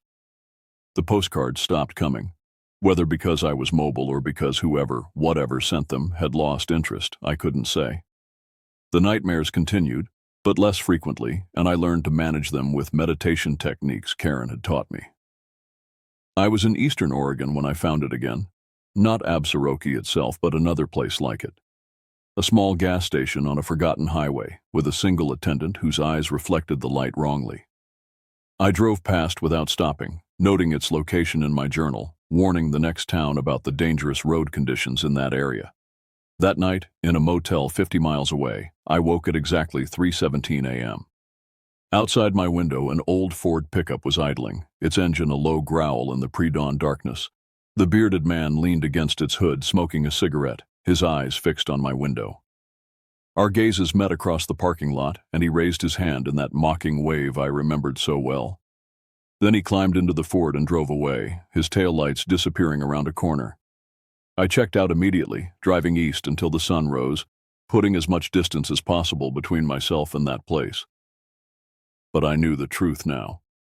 I would never truly escape. The road had marked me, claimed me in some fundamental way. I could run for the rest of my life, but part of me would always be back in that clearing, among the abandoned trucks and their ghostly drivers. This is where my story stands today. I'm still traveling, still mapping, still warning those who will listen. The journal has grown into a manuscript, this manuscript, which I've duplicated and left copies of in selected locations across the country, hoping they'll reach the right people. If you're reading this, you might be one of those people. Maybe you're a trucker who's noticed strange patterns on your regular routes. Maybe you're a traveler who's had your own brush with places that shouldn't exist. Or maybe you're just someone who senses that the world is bigger, stranger, and more dangerous than most people realize. Whatever brought you to these pages, consider this both a warning and a guide. The backroads of America hide secrets that defy explanation. Thin spots exist where reality wears down, allowing something else to seep through. And once you've crossed over, even if you make it back, a part of you remains there forever. I don't know if Absaroki was always waiting for me, or if I simply took a wrong turn at the wrong moment. I don't know if the bearded man was once like me, a traveler who stayed too long and became part of the place. I don't know if I'm still being hunted or merely watched from across the divide. But I know this. The next time you're driving on a lonely road and come to an unexpected detour, think carefully before you turn. The destination on your map may not be the one waiting at the end of that road. And if you see an old Ford pickup in your rearview mirror, keeping a steady distance behind you, don't stop. Don't look back. Just drive. And pray you find your way to the main road before nightfall. Because the long haul is never really over. The road goes on forever. And sometimes it leads to places we were never meant to go.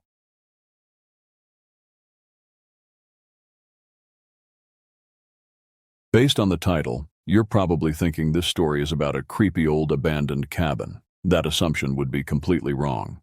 The cabin I'm about to tell you about is actually very modern, built just 12 years ago with all the latest amenities and technology.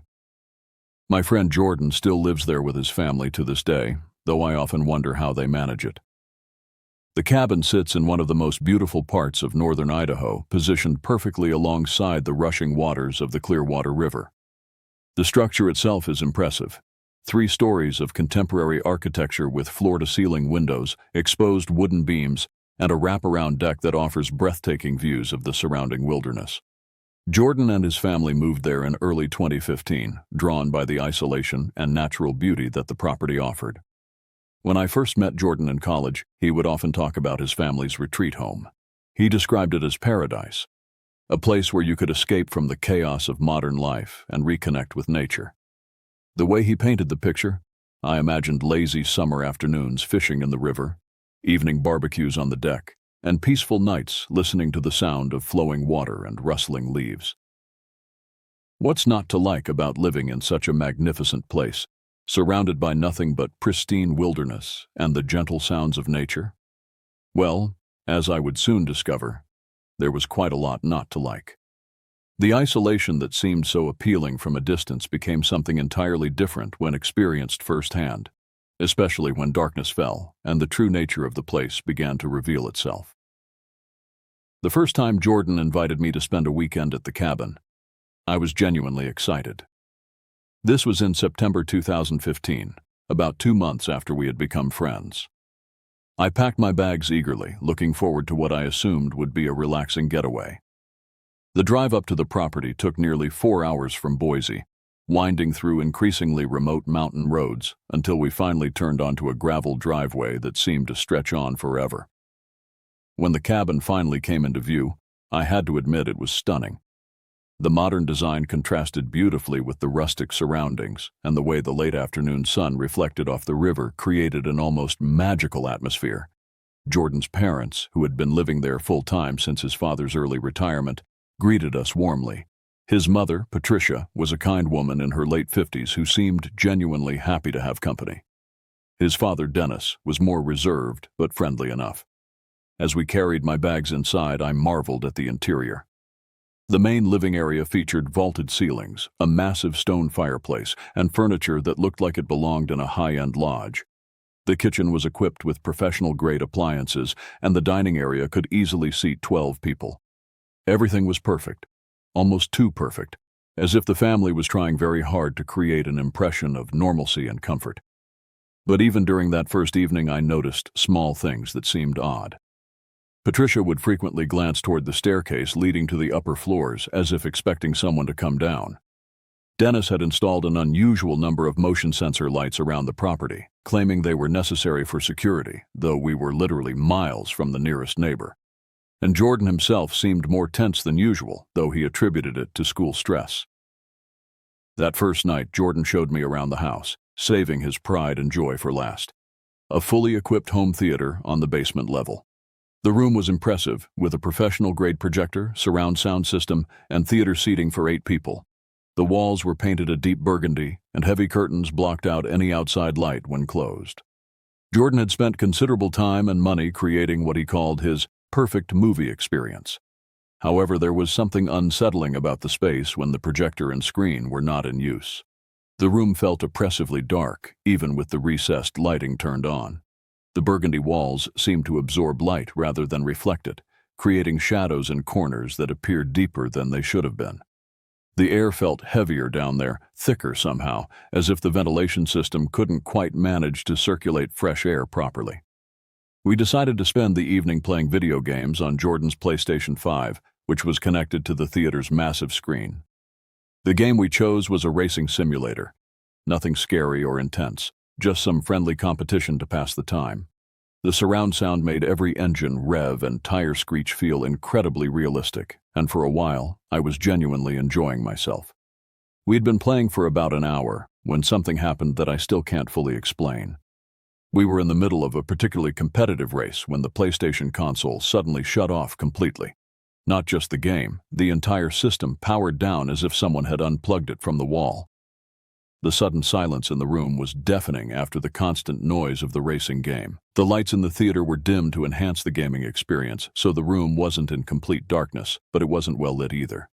There was just enough illumination to make out the general shapes of furniture and equipment, but details were lost in the murky atmosphere. Everything seemed to take on an ominous quality in that reduced lighting, as if ordinary objects were transformed into something more threatening. I turned to Jordan to make some joke about the power going out, but the words died in my throat when I saw his face. The color had drained from his complexion so completely that he looked like he was about to be sick. His eyes were fixed on something behind me, and his mouth was slightly open in what appeared to be shock or terror. He wasn't looking at me at all. His gaze was focused intently on a point somewhere over my left shoulder. "We need to leave this room right now," he said in a voice that was barely above a whisper, but carried an urgency that made my heart start beating faster. He didn't explain why, didn't wait for questions, just stood up slowly and deliberately, never taking his eyes off whatever he was seeing behind me. Every instinct told me to turn around and look, to see what had captured his attention so completely, but something in his expression warned me against it. Instead, I followed his lead and stood up carefully, fighting the overwhelming urge to spin around and confront whatever was there. The feeling of being watched, of having someone or something directly behind me, was so intense it was almost unbearable. We moved toward the door with deliberate slowness, Jordan slightly ahead of me but constantly glancing back to monitor whatever he was seeing. The walk to the exit felt like it took forever, though it couldn't have been more than 10 seconds. Every step felt measured and careful, as if sudden movement might trigger some kind of response from whatever presence had joined us in that room. Once we were safely out of the theater and had climbed the stairs to the main floor, I immediately demanded an explanation. Jordan closed the basement door firmly behind us and engaged the lock, something I noticed he did with particular care, as if he was securing something dangerous rather than simply closing off a room. "What exactly did you see down there?" I asked, trying to keep my voice steady, despite the adrenaline still coursing through my system. Jordan ran his hands through his hair and took a deep breath before answering. "After the PlayStation shut off," he began, "I saw the silhouette of a man standing directly behind you. Not just a shadow or a trick of the light, a distinct human shape, tall and broad-shouldered, standing maybe 2 feet behind your chair." The way he described it, with such specific detail and absolute certainty, made my skin crawl. I found myself unconsciously reaching back to touch my shoulders, as if I might still feel the presence of whoever or whatever had been looming behind me. "The figure wasn't moving," Jordan continued, "just standing there, perfectly still, like it was watching us play. But here's the thing that really scared me. I could see through it slightly, like it wasn't completely solid, but it was definitely there. And when I looked directly at it, I got the feeling that it knew I could see it." This revelation opened the floodgates, and Jordan began telling me about other incidents that had been occurring in the house, things that had been happening for years, ever since his family had moved in. As he spoke, I realized that our experience in the theater room was just the tip of the iceberg, a minor incident compared to the ongoing supernatural activity that plagued the property. He told me about the nightly disturbances in his bedroom that occurred with clockwork regularity.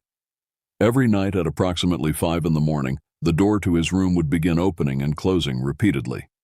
Not just once or twice, but continuously for about 5 minutes, as if someone was playing an extremely persistent and disturbing prank. The sound would wake him every time. The creak of hinges, the click of the latch, the soft thud as the door met the frame. Initially, Jordan had assumed it was a problem with the house settling or perhaps air pressure changes affecting the door mechanism. But when he mentioned it to his father, Dennis revealed that he had personally installed and adjusted that door, ensuring it was perfectly balanced and properly latched. There was no mechanical reason for it to behave that way. Even more disturbing were the incidents that occurred when Jordan ventured outside alone. On multiple occasions, usually during late evening or early morning hours, he would hear his own voice calling to him from deep in the woods. Not just someone calling his name, but his actual voice, with his exact intonation and speech patterns, shouting from somewhere in the dark forest that surrounded the property. "The first time it happened," Jordan explained, "I actually answered back thinking maybe there was some kind of echo effect I didn't understand. But the voice would respond, having conversations with me, asking me to come into the woods. It knew things about me, personal things, and it would use that information to try to convince me to leave the safety of the yard." The most recent incident had occurred just a few weeks before my visit.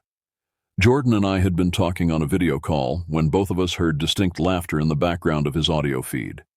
It was the unmistakable sound of a child giggling, high-pitched and gleeful, but there were no children in the house at the time. Jordan was alone, his parents having gone into town for supplies. When I asked him about it during the call, Jordan had looked genuinely confused and slightly frightened. He muted his microphone and spent several minutes searching the house, checking every room, every closet, every possible hiding place. He found nothing, but the laughter had been clear and distinct, definitely coming from somewhere inside the house. As Jordan continued sharing these experiences, I began to understand why he had seemed so tense during my visit. Living with this kind of constant supernatural activity would be exhausting for anyone, but he had been dealing with it for months without telling anyone, probably worried that people would think he was losing his mind. The mystery deepened when he told me about an encounter his family had during their first summer at the property.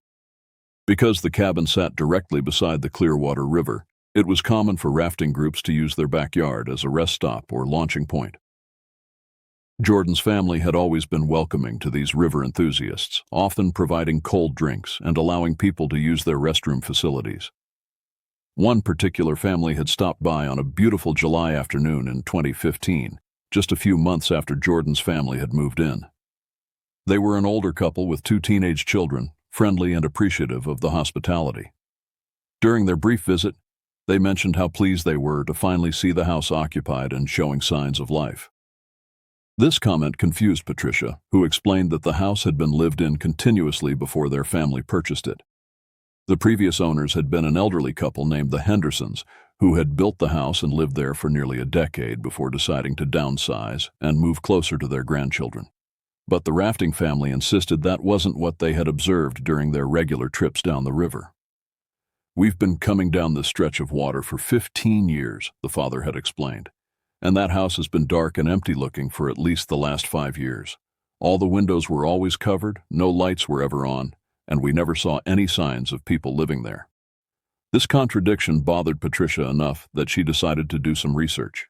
She contacted the Hendersons directly, and they confirmed that they had indeed lived in the house continuously until the sale.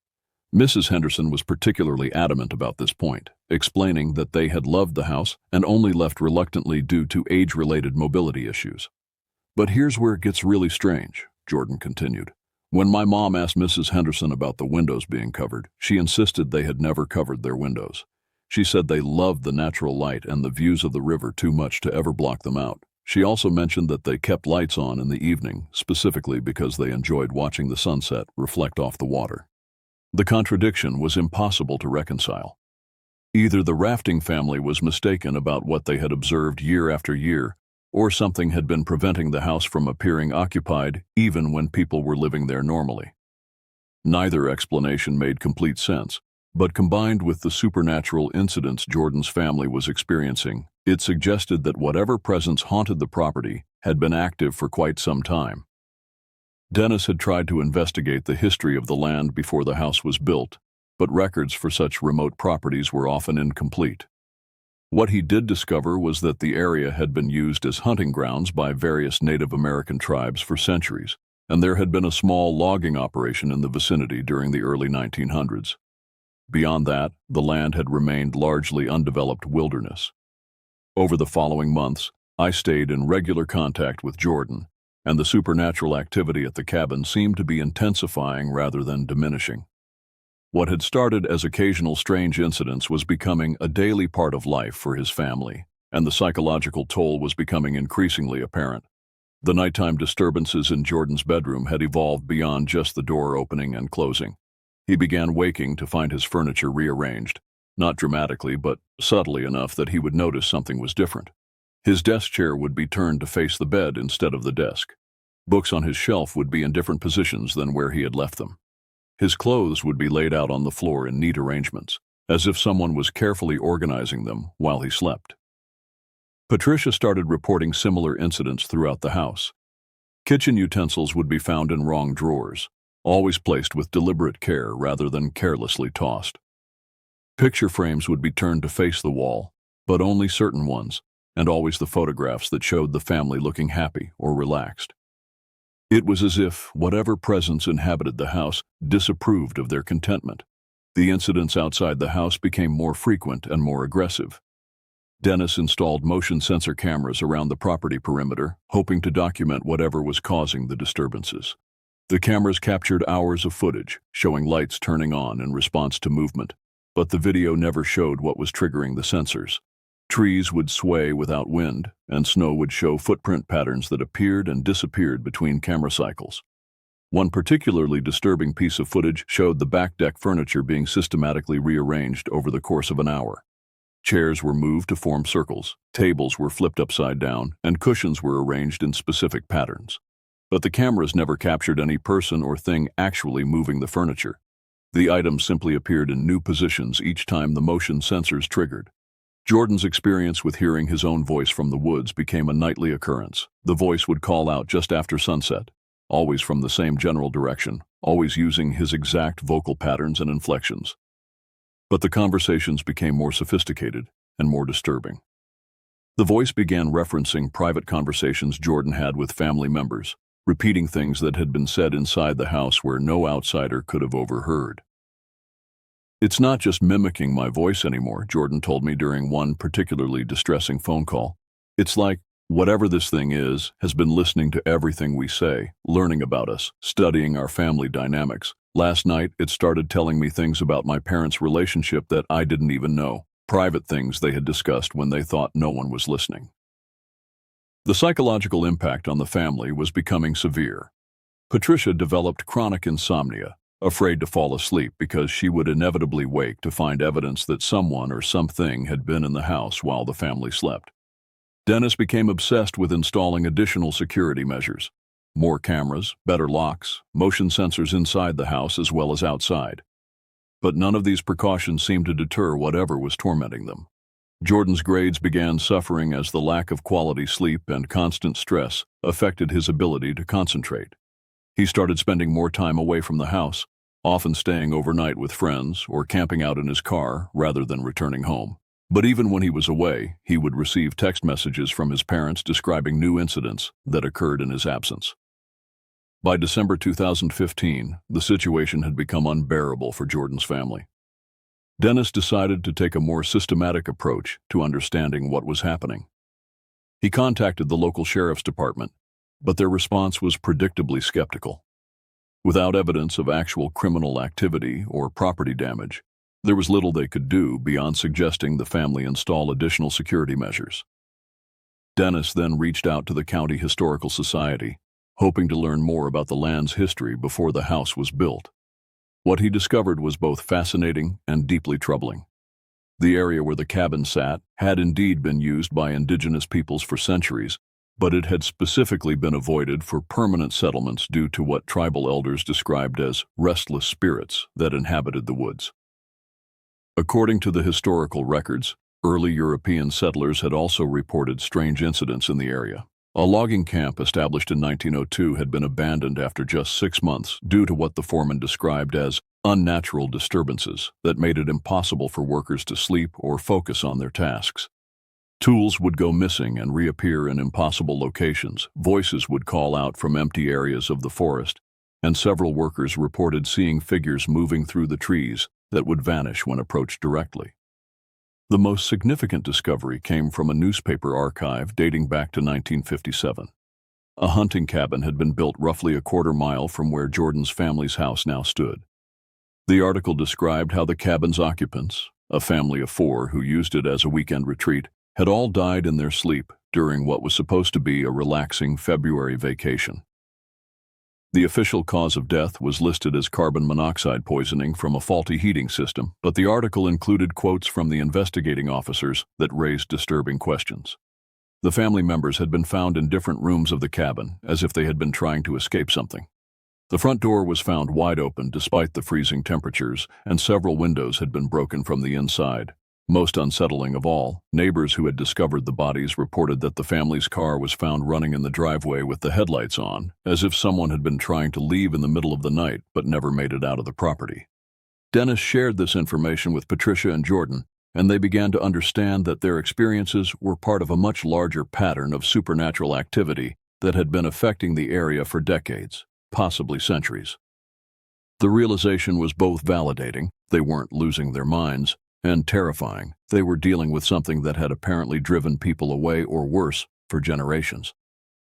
The winter of 2015-2016 brought the supernatural activity to a crescendo that would ultimately force Jordan's family to make an impossible decision. The incidents were no longer confined to specific times or locations within the house. They were happening constantly, affecting every aspect of daily life.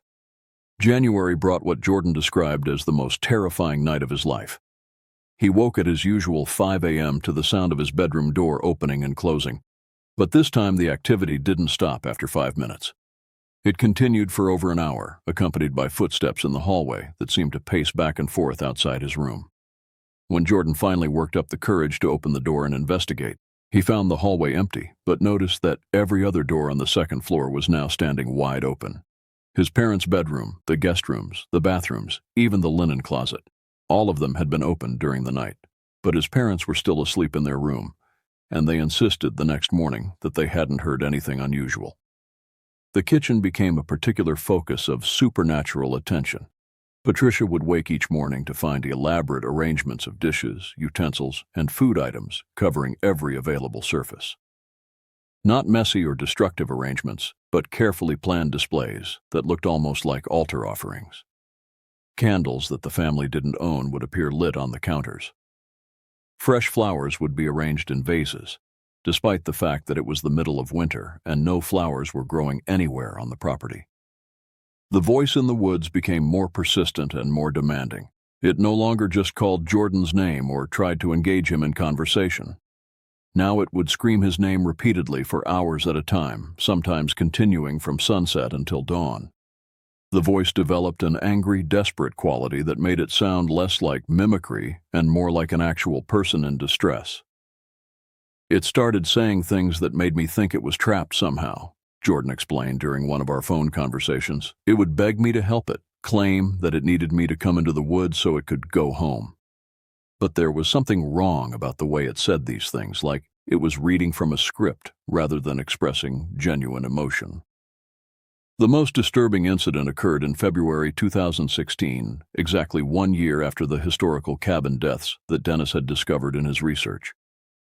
Jordan woke in the middle of the night to find his bedroom filled with an overwhelming smell of smoke, despite the fact that no fires were burning anywhere in the house. The smoke smell was so intense that he could barely breathe, and his eyes began watering immediately. He stumbled to his bedroom door, intending to wake his parents and evacuate the house, but found that the door would not open. The handle turned freely, and he could hear the latch mechanism operating normally, but the door remained firmly closed, as if something was holding it shut from the outside. He pounded on the door and shouted for help, but his parents' room was directly across the hall, and they later insisted they had heard nothing. After what felt like hours but was probably only minutes, the smoke smell began to dissipate, and the door suddenly opened normally. Jordan rushed to check on his parents and found them sleeping peacefully, unaware that anything had happened. A search of the entire house revealed no source for the smoke smell, and none of the family's smoke detectors had been triggered. By March 2016, the psychological and physical toll of living in the cabin had become unbearable for Jordan's family. Patricia had lost nearly 20 pounds due to stress and lack of sleep. Dennis had developed a nervous habit of constantly checking locks and security cameras, even when he was away from the house. Jordan was struggling to maintain his grades and had developed anxiety severe enough to require medication. The final incident that convinced them to leave occurred on a Sunday evening in late March. The family was gathered in the living room watching television when every electronic device in the house began operating simultaneously. The kitchen appliances all turned on at once. The blender, coffee maker, microwave, and dishwasher all running at maximum settings. Upstairs, radios began playing different stations at full volume. The home theater system activated and began cycling through inputs, producing a chaotic mix of sounds and static. But most frightening of all, the house's intercom system began broadcasting the conversations the family was having in the living room, playing their words back to them with a several-second delay. They could hear their own voices coming through speakers throughout the house, creating an echo effect that made normal conversation impossible. The electrical chaos continued for nearly an hour, despite Dennis's attempts to shut down the main breaker. Even with the power cut off, several battery-operated devices continued functioning, including smoke detectors that began shrieking randomly and a weather radio that began broadcasting what sounded like emergency alerts in languages none of them recognized. When the activity finally stopped, the house fell into a silence so complete and oppressive that it felt more threatening than the previous chaos. The family spent that night in a hotel in town, and they never spent another night in the cabin. The process of moving out took several months, partly due to the remote location and partly because of ongoing supernatural interference. Moving crews reported equipment malfunctions, unexplained accidents, and several workers quit after experiencing what they described as overwhelming feelings of dread while working on the property. Jordan's family eventually sold the house at a significant loss to a couple from California who were looking for a remote retreat property. During the sales process, Dennis felt obligated to disclose the supernatural activity they had experienced, but the buyers dismissed these accounts as products of isolation and imagination. Jordan maintains contact with the area through local social media groups, and he keeps track of what happens to the property. The California couple lasted less than 6 months before putting the house back on the market. Since then, it has been sold 3 more times, with each ownership period lasting less than a year. The house currently sits empty again, just as the rafting family had described seeing it years before Jordan's family moved in. Local real estate agents have stopped trying to market the property actively, and it has developed a reputation in the area as that haunted house by the river. Jordan and his family eventually settled in Arizona, as far from the Idaho wilderness as they could manage while staying in the western United States. They rarely speak about their experiences at the cabin, though Jordan still wakes up at 5 a.m. sometimes, expecting to hear his bedroom door opening and closing. When people ask him about the most remote place he's ever lived, Jordan just smiles and changes the subject. He's never returned to Idaho, and he has no plans to ever go back. Some places, he says, are meant to be left alone, and some questions are better left unanswered. The cabin still stands by the river, its modern design and beautiful setting unchanged. But the windows remain dark, and rafters who pass by report the same emptiness that was observed decades ago. Whatever haunts that property continues to wait, patient and persistent, for the next family brave enough or foolish enough to call it home. As for what happened there to make it so haunted, that question continues to plague Jordan's thoughts. But after everything his family endured, he's no longer certain he wants to know the answer.